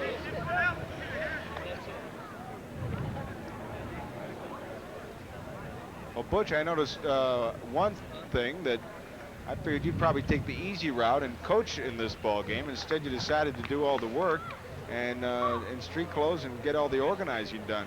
Well, that's I did some of it, but Jimmy Hall, you know, he's done a great job too. He's got the field ready for us. Lockport's been very helpful. You know, I mean, there's a lot of people who've been helpful in this. We've had some fine sponsorship from WJOL and from Cablevision and from Country Charm Restaurant, New Lenox, and the Herald News, and John Mayer Insurance, and Lansing Sports, and Timmy Kerr, you know, the umpires here. A lot of people just think they're out here working the game and making some money, but they're doing this for nothing too, and that's Now batting, Mike Casey that from says a lot Bolingbrook. for those guys. Sometimes they take abuse from the fans, but tonight they're giving something back to baseball, which I know the kids are very appreciative of, and I am too. Well, here's Mike Casey of Bolingbrook as a stolen base for Harmeyer over at second, and Casey digs in after Chappell struck out, more or less protecting the runner who was going on the pitch. Pakula on the hill, and a ball missing just low. 1-0 the count. You are keeping all these guys straight, aren't you, Joe? Well, not quite, but we figure we'll do it this way as far as the telecast goes. If any mistakes that we make due to lack of identification out there, at least we know the parents and family and friends out watching the game will know who we're talking about.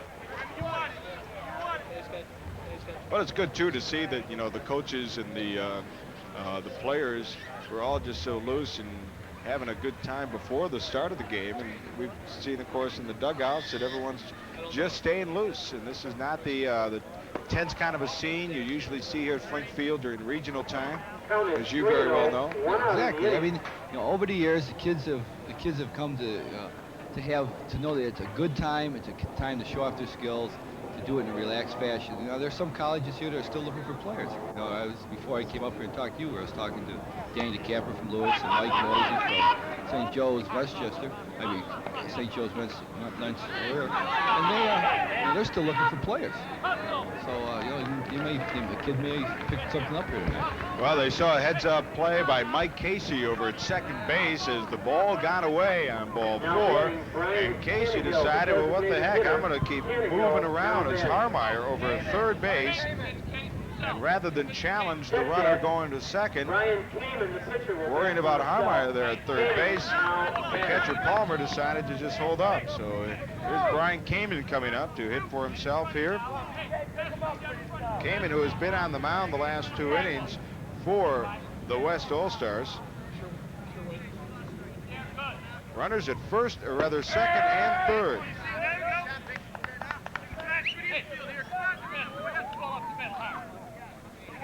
In fact, you may not recognize Brian Kamen in a baseball uniform, but during the football season, you may recall in halftime we had the Channel 15 field goal fan competition. Well, Brian Kamen at a Bolingbrook football game came out there and won the contest that week at Bolingbrook. So I guess if he is unable to bring his collegiate career to the baseball diamond, there may be something for him on a football team somewhere as a field goal kicker.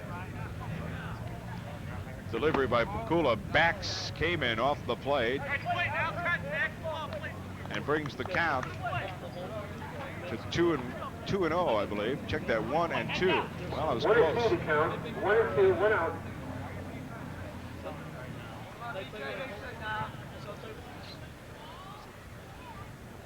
There's a swing and a miss, and going down, swinging is Kamen for out number 2. So Pakula, who's been a little bit wild there today, has come up with 2 strikeouts here in the 5th inning. Pakula, who seems to throw a lot of pitches, gets some out of the strike zone, but then he comes back with some real solid pitching and did a nice job there. I think, Joe, that's the example that just a little bit of the atmosphere of the game. The kids aren't necessarily going to sit back and try to get on base. They're going to do all they can to make contact and hit the ball hard. They're not looking to get base runners or to create an inning that you might create in a tournament game. They're all going up there and they're all going to take their licks at the ball. Well, here's Steve Stapade of Manuka High School, who's been a pitcher this year for the ball club. He is apparently going to be the next pitcher on the hill for the West squad.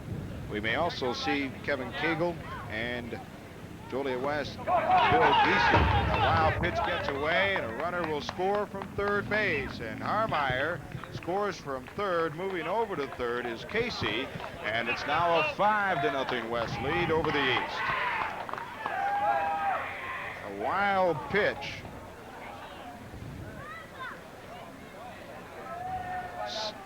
Second wild pitch of the inning. on the pitcher, Bakula. This one allows a run to score. And Casey now over at third with 2 away in the top of the 5th. 5-0 in favor of the West All-Stars in blue.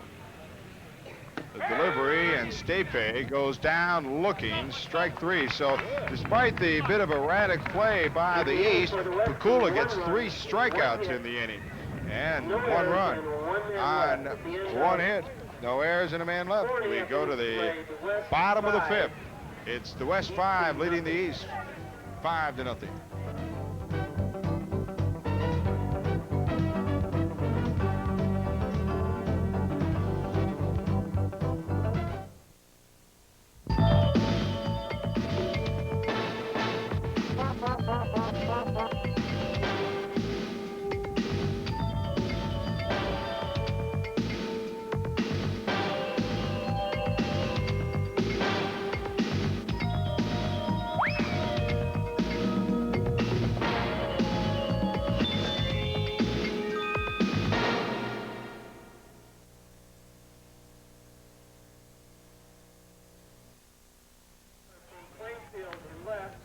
As we go to the bottom half of the 5th inning.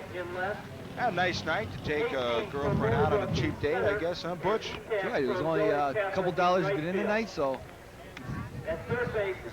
Joe, you know about those. You know about cheap dates. That's what Laura used to tell me. That's right. In fact, did you notice that girl realized that and she walked away?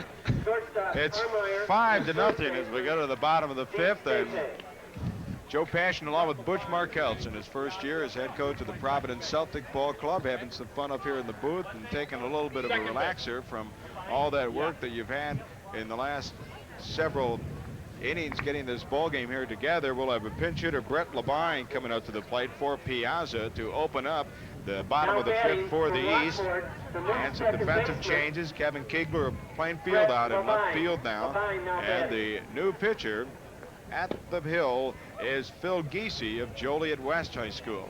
I tell you, Joe, I haven't get a chance to see a lot of these kids play, but I've seen Brett here play for Lockport a couple times, and he's really a fine catcher. I know Mike Moyes at St. Joe's Red Slayer is going to get a good player in Brett. He's going to do a good job over there.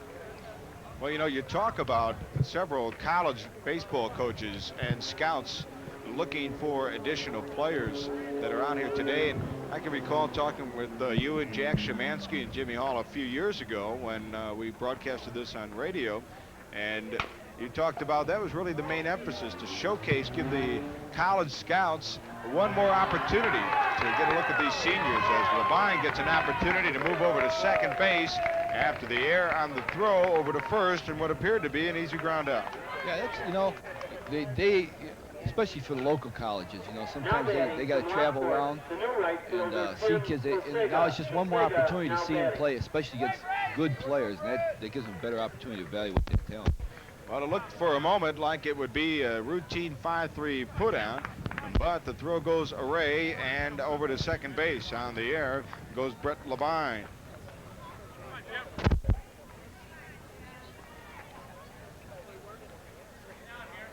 So here's Jim Paseka at the plate, and he fouls one away off to the right side and out of play. Paseka, who is an outfielder for Clyde Odell in his final year as head coach of the Porters. How do you think Jimmy Hall will do as the new head coach for Lockport? Well, I know Jimmy Hall's going to do a great job. Just to let you know, the people listening do know where you live. I'm sure Jimmy's going to do a good job. I don't know, maybe making Jimmy the head coach will quiet him down a little bit over there. We won't have to hear him yell and scream from first base. I've heard people say just the opposite. Oh. See, people thought that would quiet you down. It didn't at Providence. Well, I don't say much anyway. That's right. I try to keep my mouth quiet, my mouth shut. Yeah, you've always been kind of a low-key, you know, behind-the-scenes kind of a guy. I'm sure Jimmy's going to do it. I know he's really anxious about the job, and he's looking forward to it. But you know, they're going to be just as sound as they were with Clyde. Well, you know, as a baseball man like him, and it is interesting too to see how Jimmy Hall as a coach has grown under the many years of tutelage as an assistant coach to Clyde Odell, who of course was, you know, a 360 in personality from Jimmy. And here's a shot in the left field that should bring in another run, and the first run of the ball game for the East. And an RBI single by Posega. How about those Lockport guys right now? They got a run on the board. That's a typical Lockport players. Hit the ball hard all the time. They hit the ball hard. Well, it is only the second clean base hit of the game before the East All-Stars, and Posega, who just came off the pinch hit a moment ago, gets it out to left. A little trouble by the left fielder, but no trouble for Levine, scoring from second base on the play. And it is now a 5-1 West lead over the East. And here's another Porter, Mike Lake, stepping into the batter's box. Mike's also, you know, he's a typical Lockport here. He hits the ball hard. They're just tough kids to strike out. I fell over all the years I've coached baseball, you know, with Jaime, and when I played baseball, I always thought Lockport kids always make contact and hit the ball hard. And when high school players do that, they afford themselves a great opportunity to score runs, Joe, because they make the other team have to pick the ball up and throw it across the infield and catch it again. So, you know, I think that's why Lockport's always been so tough. A ball in the dirt, and you know, Mike Lakin is an interesting example of how a good academic student athlete chooses junior college for reasons other than he has to. Mike will be attending Joliet Junior College next season. He is a National Honor Society member and an Illinois State Scholar, and he lists JUCO as his post-high school plans. So obviously he has some very specific intentions in mind, and will be staying around home. Yeah, I'm sure he's got his reasons for going there, and they're probably very good ones. One of them may be that he's going to play baseball there, and you know, and look to move on to a good baseball program or a school with the academics that he's looking for. Well, you see a guy who's listed at 5'11" and 145 pounds. Mike Lakin does have some pop in his bat. We've seen him put a few out this year, and one particular that he sent almost to the railroad tracks behind the left center field wall at Lincoln Way one day. Of course, a little bit of wind aided, but nonetheless, he really got a hold of something. Although he doesn't look like he hangs around the same weight room as you did in high school, Butch, he certainly has got that swing, and that goes back relating to what you were saying, that the Lockport hitters, very consistent, good, fundamental hitters. Boy, I'll tell you, Joe, year after year after year, they hit the ball hard. That's just a credit to Clyde and Jimmy, and how, you know, and their lower levels, and everybody who has anything to do with the Lockport program. I don't know what now Jimmy's over here now. He's, you know, trying to figure out how to get his former players out. So now we'll see Jim Root step to the plate here in the 5th inning.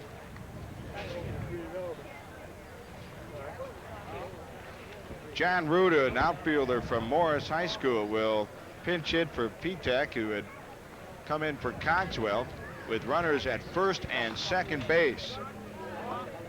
Phil Geisey, the pitcher on the hill, a chopper over to short. The second for one, cannot double him up. So on the fielder's choice, Root pushes a runner over to third base and will go back to first as the force out made at second base on the runner Lakin. Well, Kukula now batting. Here's a situation, Joe. I wonder if Johnny Randish is going to try to do anything to try to maybe get to show off some of the speed here, or to try to sneak a run in, or maybe get himself into a situation where base hit will score him 2 runs instead of just 1. Well, this is usually the fun part of these all-star games, and that is the trick plays or the risk that coaches and players will take that they might not otherwise take during a regular season game. As we see the pitcher, Phil Geisey of Joliet West, out on the hill facing his opposing pitcher in this game, Ralph Pakula of Lamont. It's kind of interesting. They may not even had time to cover signs before the game here, though. It might be a situation. Hey, I saw both coaches going over signs, and I think they were keeping them pretty simple. 1, 2, 3, and the fingers for the catcher for a fastball, curveball, and a slider. And right back to the pitcher. They got a runner off third. They go to second for 1, and the runner will score from third base. It is a 5-2 ball game, and for a moment, Butch, it looked as though they were going to take the runner Posega off third base. Yeah, now see, there's a situation where really the pitcher just should have picked the ball and right to second base, not worried about the man coming from third at all. If he turns a double play, you know, he's out of the inning. But instead, the fielder's choice by Pakula bats in a run. and it's a 5-2 ball game here in the bottom of the 5th, and that'll bring to the plate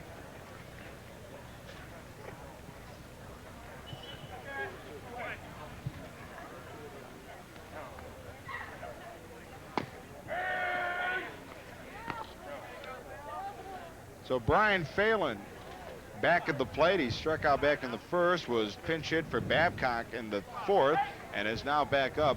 The IHSA, of course, has re-entry rules during the regular season and postseason play, but in this all-star game, it's all freelance. And on the field, there's Joyce put out at second base for the force out at second, and that ends the 5th. But in the inning, the East light up the board. They get 2 runs on the 1 hit, no errors, and a man left the board. We go to the top half of the 6th. It's 5-2 in favor of the West.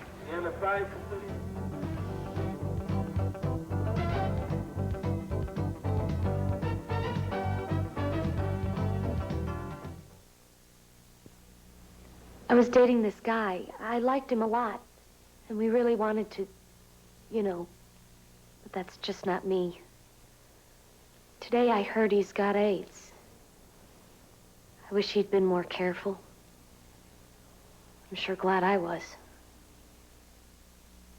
If you're a teen concerned about AIDS, get the facts from the doctors of Illinois, who sponsored this message because we care about your health.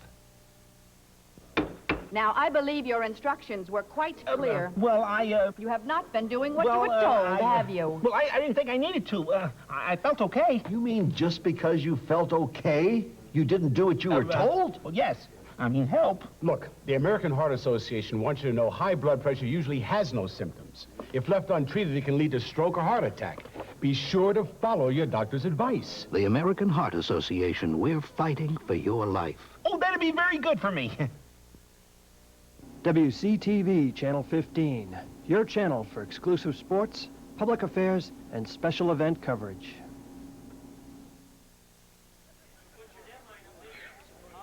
We go to the top half of the 6th inning with the West All-Stars leading the East 5-2 here, and the juggled lineup coming into the 6th inning will be Kevin Kegler of Plainfield, the left fielder, and he will lead off the inning. I'll make that Kruger will lead off, so we'll just keep moving it around. So Kruger will lead off this inning, followed by Kegel and Siebert. Yeah, Joe, did you have the chickens do a disco on that score pad there? Well, I'll tell you what, if anyone tries to read this after it's all over, and they accomplish the fact, we are sending them as a Rhodes Scholar to Oxford to read the walls of Egypt, because that will probably be about the same. Hieroglyphics there, yes. Oh, yeah, I see Dobson's sheet. I don't know how the heck he's making out on that over. Shaking his head over here. His daughter Carrie's over here watching her dad at work, and she's probably wondering why he does this to himself. A swing and a miss. Joe Passion up here along with Butch Markell. How was it as we look at Casey Fisk, who has replaced the pitcher on the hill, replacing Pakula? Fisk, the 3rd pitcher of the ball game. After Pakula going 2 innings, Hokinson opened up for the first 3. Overall assessment of yourself as you look in the mirror following the season, after your first year as head coach, after all those years as an assistant to Jaime Garcia, just as we talked about Jimmy Hall. Now we'll look at that same mirror next year after replacing Clyde Odom. Well, you know, I tell you what, Joe, in looking back, you know, I think being a head coach was came with it all the problems I foreseen were going to happen. Being a head coach, the good things I thought would occur being a head coach. The one thing we tried to do is not change too many things from the way Jaime and Tom Deeden had ran the program. But overall, I thought we had a very good year, finishing up 21-6. There were 1 or 2 games I felt we really played terribly, but that happens with any ball club. And a little disappointed that we didn't go far in the state tournament, you know. A hard ball hit to the shortstop by Kegel, but Lakin comes up with the play, and the infield here for the East makes 2 good plays here, and Casey Fisk keeping the ball low on the ground, and his infield doing the rest of the work, and Kevin Kegel of Plainfield goes down, and Lakin comes up with the smile and the good play. That'll bring Siebert to the plate. Oh, here's Mike Pitek of Joliet Catholic coming to the plate. So Mike Pitek, who has batted once already this game, but struck out back in the 4th. Of course, he batted back then in the number 8 position. Now he's batting in the number 9 position. But whatever the coaches and players want to do, we're up here ready to try and bring you that as factual and accurate as is all possible. And that's not necessarily always possible. You know, Pitek was a big player for them downstate for the Hilltoppers in their rise through the regional and sectionals, and then as the starting right fielder throughout the state tournament in Springfield. And while so many of the other players were getting a lot of the headlines and a lot of the interviews, Pitek just went about his job very quietly, and Coach Rodiguero called him maybe one of his most consistent players all year long. I tell you, Joe, quite often in any athletic team, there's a lot of guys that don't get a lot of publicity, that game in and game out give you a consistent performance, and you just know that, hey, the ball's hit to them, it's going to be picked up, it's going to be caught. When it's time to steal a base or put a bunt down, they're going to do the job. You know, too often you read about the spectacular player, which is, they're well deserving, but a lot of times guys like, Pitek go unnoticed, and it's you try to give them some attention when they deserve it. Well, Pitek swinging and missing on that ball, and strikes out for a second time today.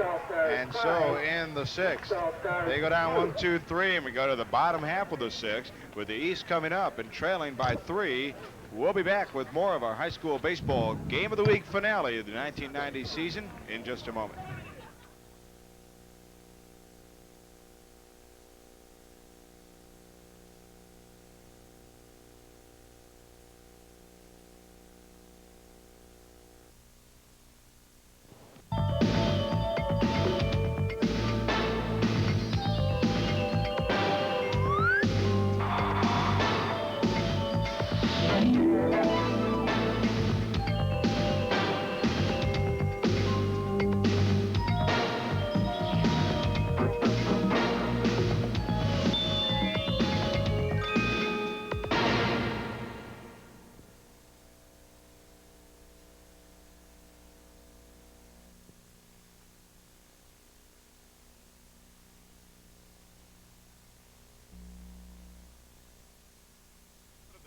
Half of the 6th inning of play here at Flink Field in Lockport. Under the lights, a nice cool breeze blowing out toward left center field, keeping the humidity a little bit off, and the mosquitoes on their way, and the West All-Stars in their blue jerseys leading 5-2. Palmer leading off with a ground ball to second and the easy 4-3 put out, and that is a quick 1 out here against Phil Giese, the pitcher for Joliet West on the hill, and that'll bring to the plate for the East, Brad Capista. Brad Capista now batting for Joliet Central. Out on the hill for Joliet West and the West All-Star team is Phil Giese, who has been very impressive so far, despite giving up a couple of runs, both of them unearned last inning. As to the plate, Chad Capista, who is a big cog in the Joliet Central lineup, getting that ball club to the regional final for the 2nd year in a row this season. May even see an inning on the hill, and as Butch Markelts, the first-year Providence coach, heads out to take care of business, we welcome into the broadcast booth Danny DiCaprio, the pitching coach for the Lewis University Flyers, who we talked about finishing 3rd for the 2nd year in a row in the NCAA Division II World Series down in Montgomery, Alabama. Who are you looking at tonight, Danny? Who's still worth watching at this point for Lewis that you may still snag? Well, we're going to take all of them. This is a hotbed of baseball, isn't it? I'll tell you what, college coaches at this point, coming into even a ball game at this, where you got a lot of uncommitted players, this really is kind of a smorgasbord for you, isn't it? Well, this morning we had about 18 of them that are playing this evening out for a tryout. As Rick Heisman, as you know, who signed with the Giants in the 3rd round. is leaving today. He just signed a contract, and Ernie Young, who went with Oakland in the 10th round, were able to get some scholarship money back, and we're taking a look at some of the area boys. So some of these kids have been out playing baseball since about 8 o'clock this morning. Well, you know, that's a good point that you bring up, Dan, that I don't think a lot of people really think about is they think, well, Lewis University is going to lose a couple players based on balls given up to Capista, bringing up Rosado to the plate from Joliet Central. Is that when you lose an underclassman like that, that frees up more of that scholarship money and then obviously opens up the doors for some future players. What are the chances of former Lockport player Mike Stevenson, who had an All-American year, getting a shot as a free agent? I'll tell you, we were real pleased. Mike's going to be back with us next year. He has made that commitment to you? Yes, he did. If he didn't go in the early rounds, he said he was going to stay with us for another year. Which is probably a wise choice. So I think the scouts knew that, and they were talking to Mike about being a free agent, and realizing that he wouldn't sign, they chose not to. But Mike, I'm sure, will get drafted next year, and hopefully in a round that he'll find acceptable.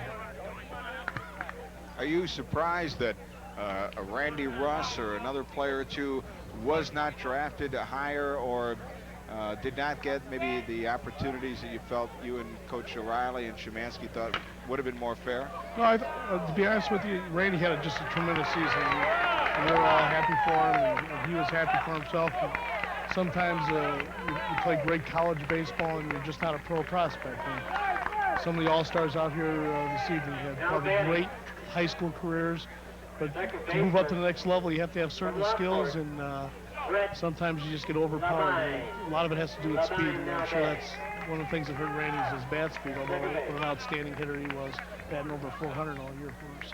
All right, Joe Rosado comes back into the dugout after singling, and he will get a pinch runner and pushing Capista over to second base.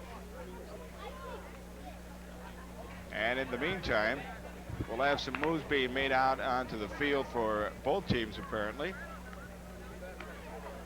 Coming to the plate will be Brett Levine, his second at-bat for the Lockport graduating senior. He reached on an error his last time up and then scored in the two-run fifth by the East. The delivery by Geisy, and it's just on the outside corner of the plate for strike one to Levine. At first base is Rosado, or rather Rosado's pinch running teammate. Looks like Cogswell. Pinch running over at first base, and Capista over at second base. Well, earlier with Geisy, we had him at 85 on the jugs gun this year, so I was impressed with some of his velocity and his movement back there. Well, you know, here's another kid you talk about where you're looking at a smorgasbord of uncommitted high school talent here. You know, Geisy playing for a ball club this year that just didn't do all that well in the win last time, but they got some talent. And this one by Levine hitting the right center field alley. That will score 2 runs.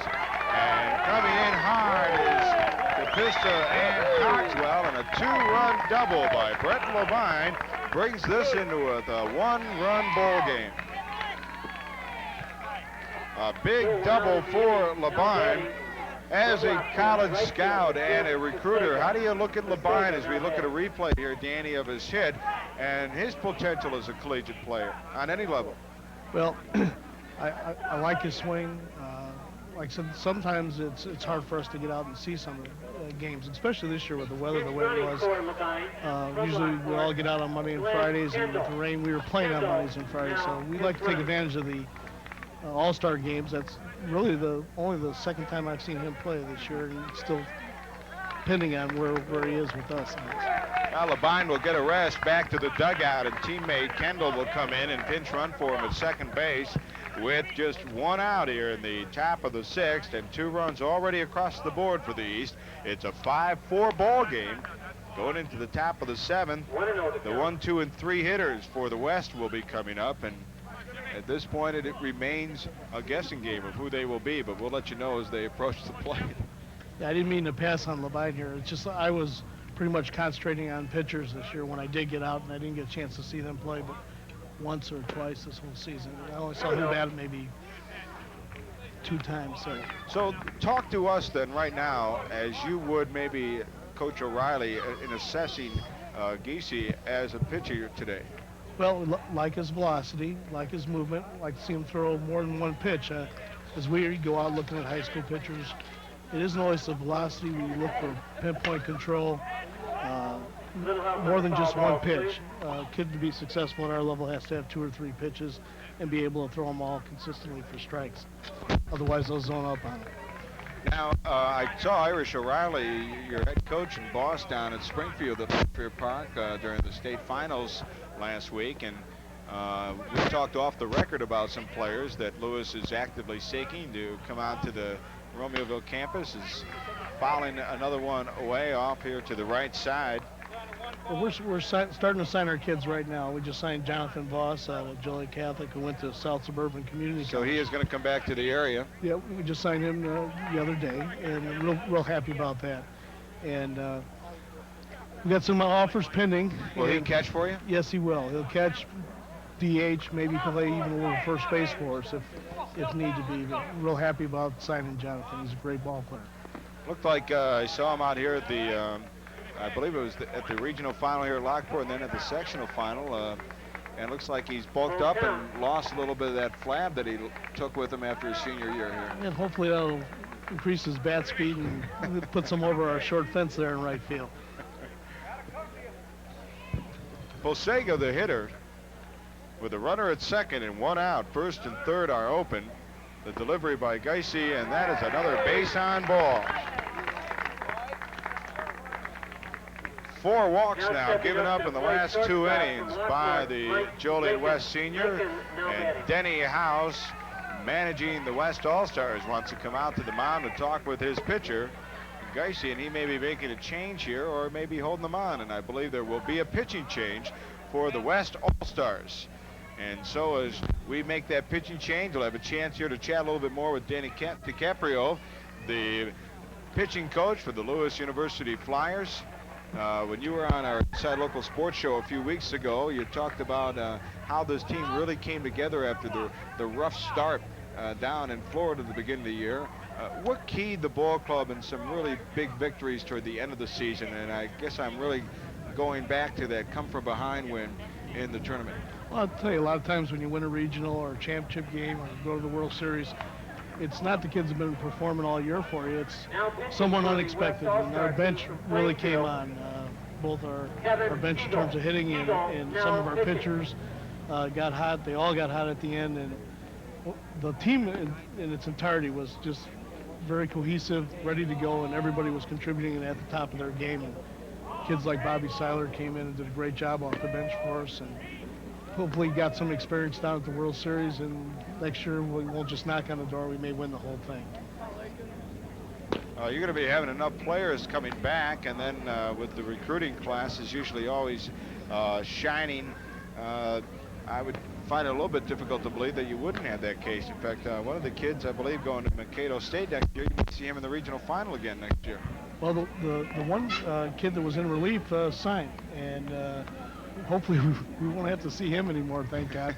But Mankato State seems to be in the regional every year against us. It's turned into a great rivalry for Lewis University, and fortunately we beat them 6 out of 8, so hopefully they're the ones in the championship every year with us, and we can continue to dominate them like we have been.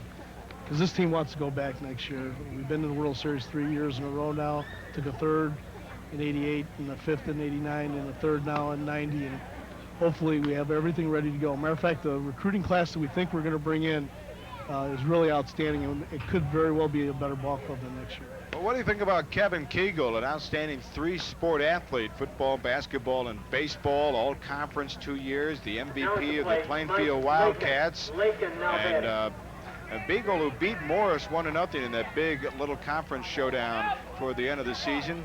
This past year is at an ERA just over 2 and had 88 strikeouts in 59 innings, so he can bring it.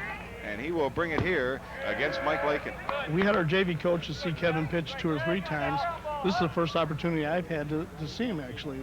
Like I said, with us being in the World Series and the regionals and the rain this year, this was the worst year for not only Lewis, but for all the college coaches to get out and see some ball players. That's why this All-Star game is so important for the kids and for us scouts to take a good look at him. But great reports on Kevin, and we'll take a good look at him tonight. Well, he is undecided at this point of which college that he will go to, and either way, I think what Kevin's most shining attribute is he's just plain out a good athlete. And that's got to be one thing I would imagine a good college recruit is going to look for. Well, we look for the athlete. We look for some skills. We look for velocity, movement, control. Like I said before, a lot of times we recruit kids from good programs. And it's the one nice thing about all the programs here in the Joliet area. Outstanding coaches with great programs. It isn't a big shock to come to a college program like Lewis. And the work ethics there, it has been in high school and will continue in college. So a lot of times we recruit programs and the best kids out of programs because there's no big shock for them when they get to the university. Well, that's got to be an advantage to you and to the JUCO coach. And I notice your former coaching partner, Joe's down there from Mike Moises from St. Joe's Rensselaer, and doing a great job over there in Rensselaer, bringing that St. Joe's program around. Yeah, Mike was about 6-7 games under 500, and went with us to the World Series twice, and I'm sure he'll do a great job at St. Joe's. I know he's recruiting this area hard, as he is the entire Chicagoland area. Well, Lakin slices one into right field, and there could be a play at the plate. Here comes the runner, and the red light comes out from the third base coach, and a good call by John Randage, holding up the runner at third base, and Lakin loads him up here in the bottom of the sixth with one out, and a one-run ball game here, 5-4, still in favor of the West in the blue jerseys, and Lakin at first base with a big single. That was a great throw. As a matter of fact, I thought he was going to try to score, and I was surprised at how hard he threw the ball, and would have been thrown out at the plate if he had not. The right fielder, and I believe that is Pitek out there, really made a good charge of the ball and a good throw. Good call to go along with that from the third base coach's box where John Randage is. You know, Randage, who was the CSF JV coach for a number of years, before he went on to Joliet West High School and then Joliet Central to become head coaches. In this reporter's opinion, unless of course he determines he wants to stay in the high school level, certainly has the skills to go up to the college level. You ever talk to any of the high school coaches about where they're moving up? We saw Jack Szymanski move up after a year off from the biz to go over to his alma mater and assist you guys at Lewis. Not only is this a hotbed for athletes, but for coaches in the area. They do a great job with their programs, and certainly Johnny was there for 5 years at Francis in the JV program there. I'm sure he'd do a great job at any college program. 2-1 the count, 2-1, 1 out. So here's John Root, who last time up hit into a fielder's choice and swings and misses. 1 out with the bases loaded here at the bottom of the sixth. We're playing 9 tonight. What a great night for high school baseball. This is outstanding. Every year we look forward to this particular all-star game, and there's such great talent out here. Well, it's remarkable how much great talent is here, considering 5 athletes that would normally be in this game are at the All-Star State game in Peoria this very night, and one other player, Todd Fitzgerald, had to work. Another player, Eric Pedersen, out with an arm injury. Irish is down there right now, as a matter of fact, at Peoria, watching the rest of the kids in the Joliet area, as well as some of the other outstanding ball players in the state. So we go out, we've been out almost every night this week going to various all-star games. We certainly haven't finished our recruiting. Programs like ourselves that go to the World Series end up recruiting a little late, and you know that can be tough on a high school senior who wants to know where he wants to go. Here's Kegel out on the hill in relief of Phil Geisey of Joliet West, who is responsible for the last 2 runs. This run that's scoring here, and we have a tie ball game here in the bottom of the 5th, scoring from third. You know, in these kind of games too, you don't know how long it's been since some of the kids have played too. Especially if they got knocked out of the regional, they may have been a little rusty, or some of them are playing in summer ball they may have just thrown the other night. So you have to take everything into consideration, even the good and the bad. 5-5 our score, and Lamont's Ralph Pakula steps in, still with the bases loaded and still with 1 out. Lewis assistant coach, pitching coach Danny DiCaprio joining us up here in the broadcast booth of our Channel 15 season finale game of the week. The kick and the delivery and a swing and a miss for strike 1. Danny, tell us a little bit about Rick Heisman, the pitcher drafted by the San Francisco Giants, and Ernie Young drafted by the A's. How close those two out of Lewis University are to signing with the big club and heading on into minor league ball? Well, Ernie signed Thursday, and he left Saturday morning. So he's already gone, and they're both in rookie ball, signed a rookie ball. Rick thinks he's going to be coming back into the Iowa area or the California League. He just signed yesterday morning. And both of them are going to have great careers ahead of them. They're still at a point where they're going to get better, too. And we're really pleased to have them and fortunate to have both of them. I have Lewis. I wish I had their bonuses, I'll tell you that. That'd be a couple of years of coaching for you, wouldn't it? I'll tell you, it's sure gone up over the years. Rick signed just a tremendous contract for being a third rounder, and he was Giants' 4th pick, and Ernie went in the 10th round to Oakland, and I've seen in some of the, what he got, I've seen kids in the 5th, 6th round not get. So great opportunity for both of them. They're both well off, and they'll probably both be driving new cars in the next week or so. Hopefully they'll come back and get their degree, so that's the most important thing. Have both Heisman and Young indicated that to you? Oh, yes. And one of the things, Irish has been there 12 years now, and we've only had 3 that haven't finished their degrees. And one of them was Danny Harlan, who just came back yesterday from the Royals and was released and is going to finish his degree this fall. That's great news to hear as Pakula goes down looking, and with the bases still loaded, that is 2 away. Terry Piazza. And that'll bring up Terry Piazza. Piazza, who batted and singled back in the 2nd inning, will re-enter in the number 3 slot for Babcock with the bases loaded here and an opportunity to bust this thing open. It's 5-5.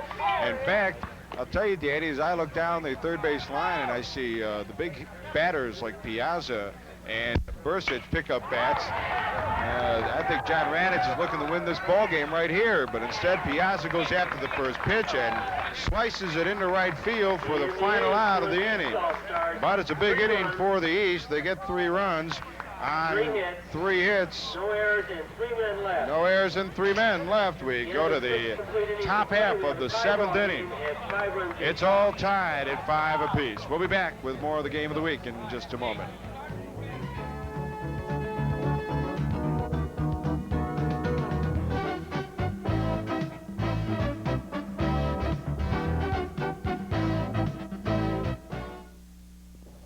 Hi, I'm Dave Duerson of the Chicago Bears. It's my job to keep opponents from scoring touchdowns against our team, but one of my goals in life is to help stop child abuse. The team I support is the Exchange Club Child Abuse Prevention Center in Joliet, Illinois. There's an Exchange Club Center in your town, one of more than 50 across the country, all working towards the same goal, helping to break the cycle of child abuse and improving the quality of family life. They need your help. To find out how you can help, contact your local center. Children are too precious a gift to abuse. Last year, more than 1,500 child abuse cases were reported in the Will County area. You can help change this statistic. To find out more about the Child Abuse Club Center in Will County, please call 815-729-1256. The Exchange Club Center for the Prevention of Child Abuse at 1550 Plainfield Road, 815-729-1256. My wife and I thank you. You're watching WCTV Channel 15 for all the best in local sports, community programming, and special event coverage. As we go to the top half of the 7th inning, we've got a tie ball game, 5-5 here, with Casey Fisk on the mound for the East All-Stars, facing leadoff hitter Julio Carrasco of Romeoville. Carrasco is 2 for 2 today, singled twice, but has been left stranded 2 times, and this time he pops it up right side, collision time and right, and the ball is caught by the right fielder, and out there is umpire Bill Lamonier to make the call and the out. Now batting. Check that. That is Terry Baker out there along the first base line to make the call, as even the umpires are moving on us here. Joe Passion along with Lewis pitching coach Danny DiCaprio up here in the broadcast booth, sharing a little bit of his time up here with us as we see Carrasco pop up into shallow right field, and that'll bring up Hans Kruger of Plainfield, pinch hitting for Cardwell. Now, are your other assistant coaches then? You mentioned, of course, head coach O'Reilly down at Peoria at the state all-star game, and now Szymanski also out scouting other teams too? Well, Jack, we're having our alumni golf outing, and Jack's, one of his jobs besides baseball is institutional advancement. And, I know he's getting ready for that this evening. And Ron Clark came out with me tonight, our JV coach. He had a tremendous season in their own right. And Ron was the ex-head coach at Quincy College and does a real good job of recruiting for us and working with our hitters. The West All-Stars in the blue scored in the first, scored twice in the second, again in the fourth, and again in the fifth to take a 5-0 lead. But the East came back with 2 in the bottom half of the fifth and 3 in the bottom of the sixth to tie things up here, and that's where we stand going into the top of the seventh. In most high school baseball games, regular season-wise, there are 7 innings, but this annual All-Star game is a 1-game, 9-inning affair, unless, of course, it should go into extra innings. And there's a called strike 3 on Kruger. So 2 away is Casey Fisk blowing some smoke out down the hill for the East All-Stars. I'll tell you, Casey's got a good live arm and throws a curve and a slider, and really came with that fastball. Well, here's Chris Priest again, who had a fielder's choice and popped out in his first 2 at-bats, and then singled in his, check that, did have a fielder's choice and popped out in his first 2 at-bats. Harmeyer hit for him earlier, had a single and scored. I'll tell you, Terry Piazza and Chris Priest, we had this workout this morning, and kids were supposed to be there at 9 o'clock. These 2 were here at 8. I could see them from my office an hour before time and stayed all the way till 4 o'clock today working out with us. They're great baseball rats, I'll tell you. They certainly love the game. Well, Priest, of course, has been at it on the varsity level now for 3 years over at Plainfield, and he's been one of Coach Martin's real stellar players throughout that time. And he fouls this off behind home plate. So we made an offer to him this morning. He's one of the most impressive kids out at the camp this morning. I'm very impressed with his arm. From shortstop, he was throwing the ball 85, 86 miles per hour on the jugs. And has great speed, and probably play a good college shortstop or second base. James Christopher Priest.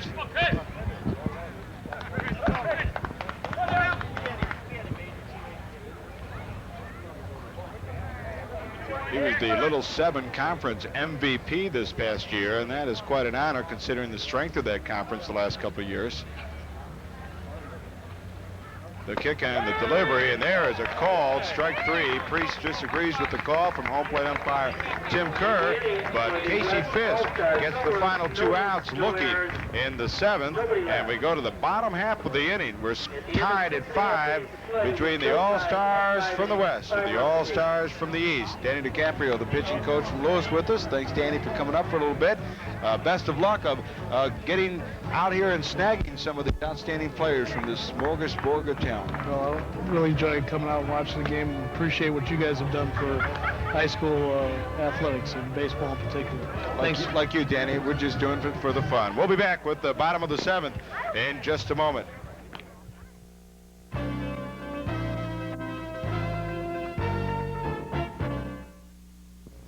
Students, here's your chance to gain fame and excitement.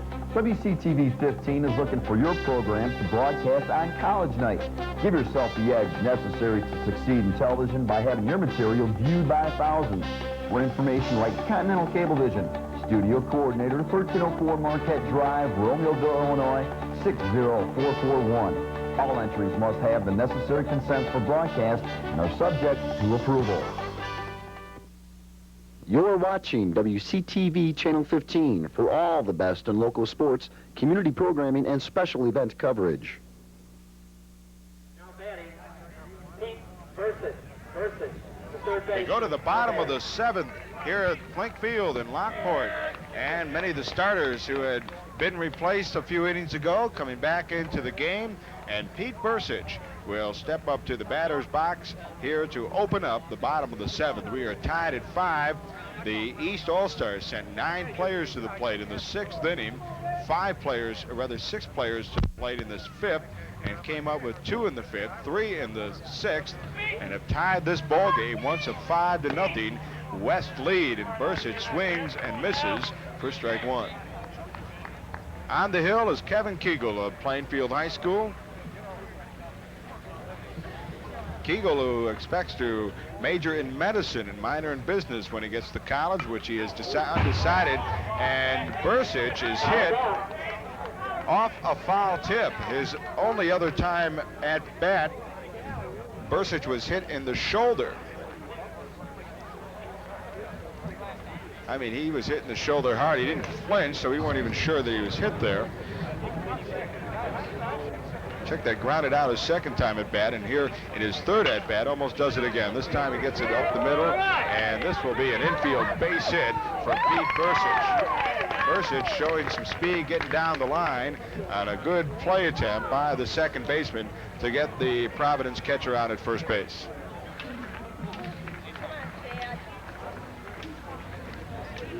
So the East open up the bottom of the 7th with a runner aboard on the infield single by Bursich. And Chad Capista will step in, the Joliet Central starter. And we are seeing lightning beyond the skies.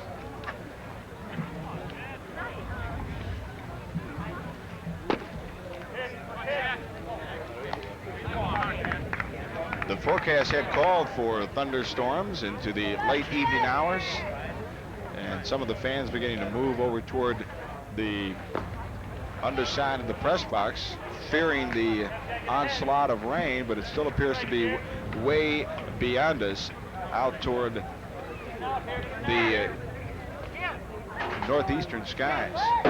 Throw back over to first. They've got Bursich picked off. The first baseman, though, could not get it out of his glove, and Bursich out with a stolen base. Bursich at second base with a stolen base on the play, and the first baseman just having trouble getting that ball out of his glove.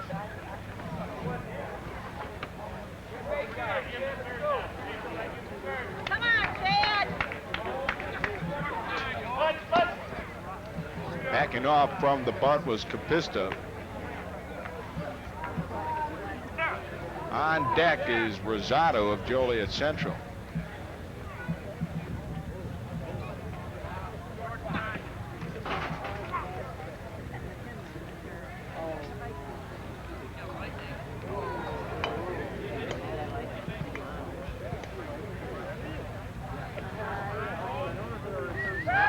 Throw back over to second and wild into the outfield. And Bursich is going to move over to third base.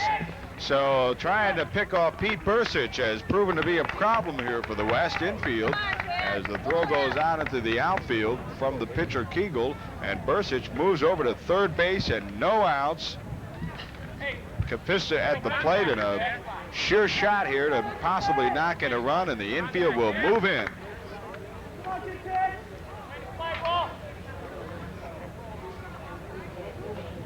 The kick and the delivery, a swing and a miss. Tipped off the bat.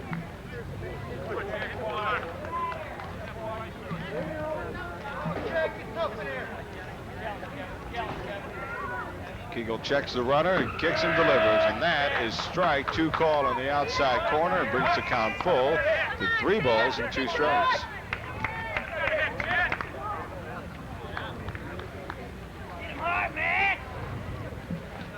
And that is called strike 3.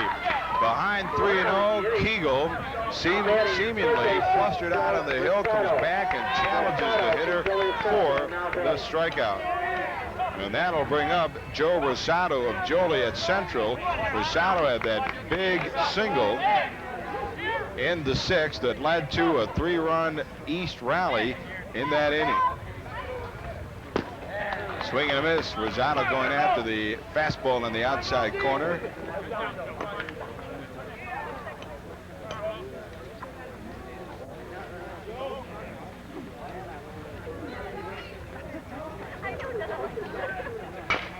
this is a shot to the shortstop. Bursich will hold at third. Priest throws a bullet to first.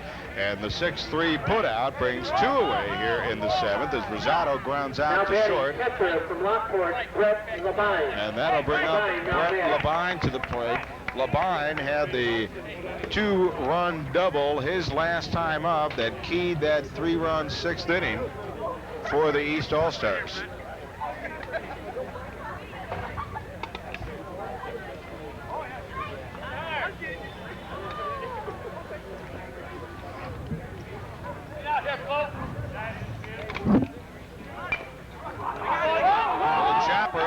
To hurry to get Labine at first, and they do. And after Bursich had moved over to third with no outs, the East infield rises to the occasion with a strikeout and grounds out to short and third base. And no runs, 1 hit, no errors, and a man left aboard. We go to the top of the 8th, still tied at 5 apiece.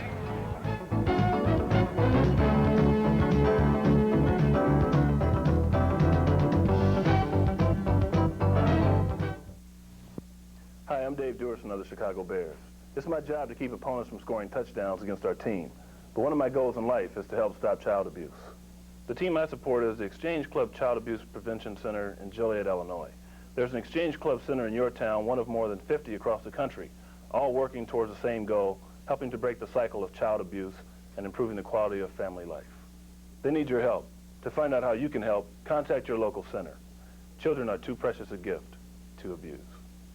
Last year, more than 1,500 child abuse cases were reported in the Will County area. You can help change this statistic. To find out more about the Child Abuse Club Center in Will County, please call 815-729-1256. The Exchange Club Center for the Prevention of Child Abuse at 1550 Plainfield Road, 815-729-1256. My wife and I thank you. WCTV Channel 15, your channel for exclusive sports, public affairs, and special event coverage. We go to the top half of the 5th inning, and many of the fans staying on hand despite the apparent thunderstorms out beyond the playing field and to the northwestern skies apparently, but looks like they're going to stay away for a while, although the umpire is talking with the coaches. And because of the lightning that we have seen, there is a possibility this game may very well be called because, of course, with the aluminum bats, this is a dangerous situation possibly, and the thunderstorms continue. But if they remain in the skies beyond, they may continue to play. But at this point, the game is being called. And so it will be a final score, 5-5, and a called ball game. And I guess you really, at this point, have to applaud the coaches and the umpires for calling the ball game. And this ball game concludes here after 7 full innings, 5-5. Stay with us, folks. We will be back with our post-game show down on the field with interviews from players from both teams as our Channel 15 Game of the Week season concludes in just a moment.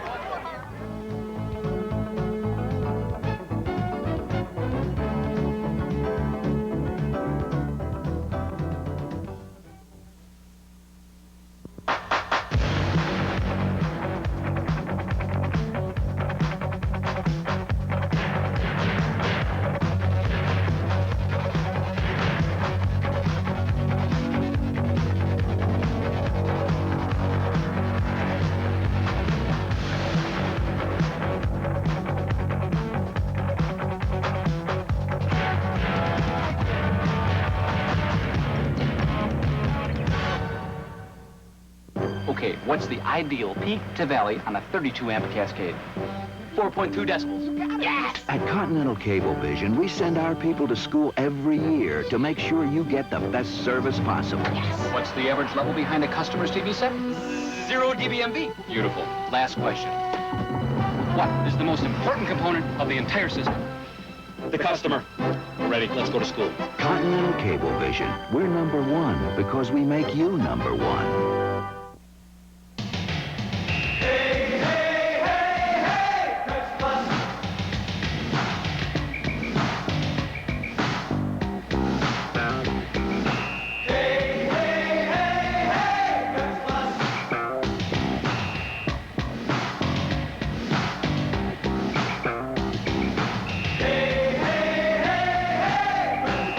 from the Trib, Preps Plus, big league coverage of your community.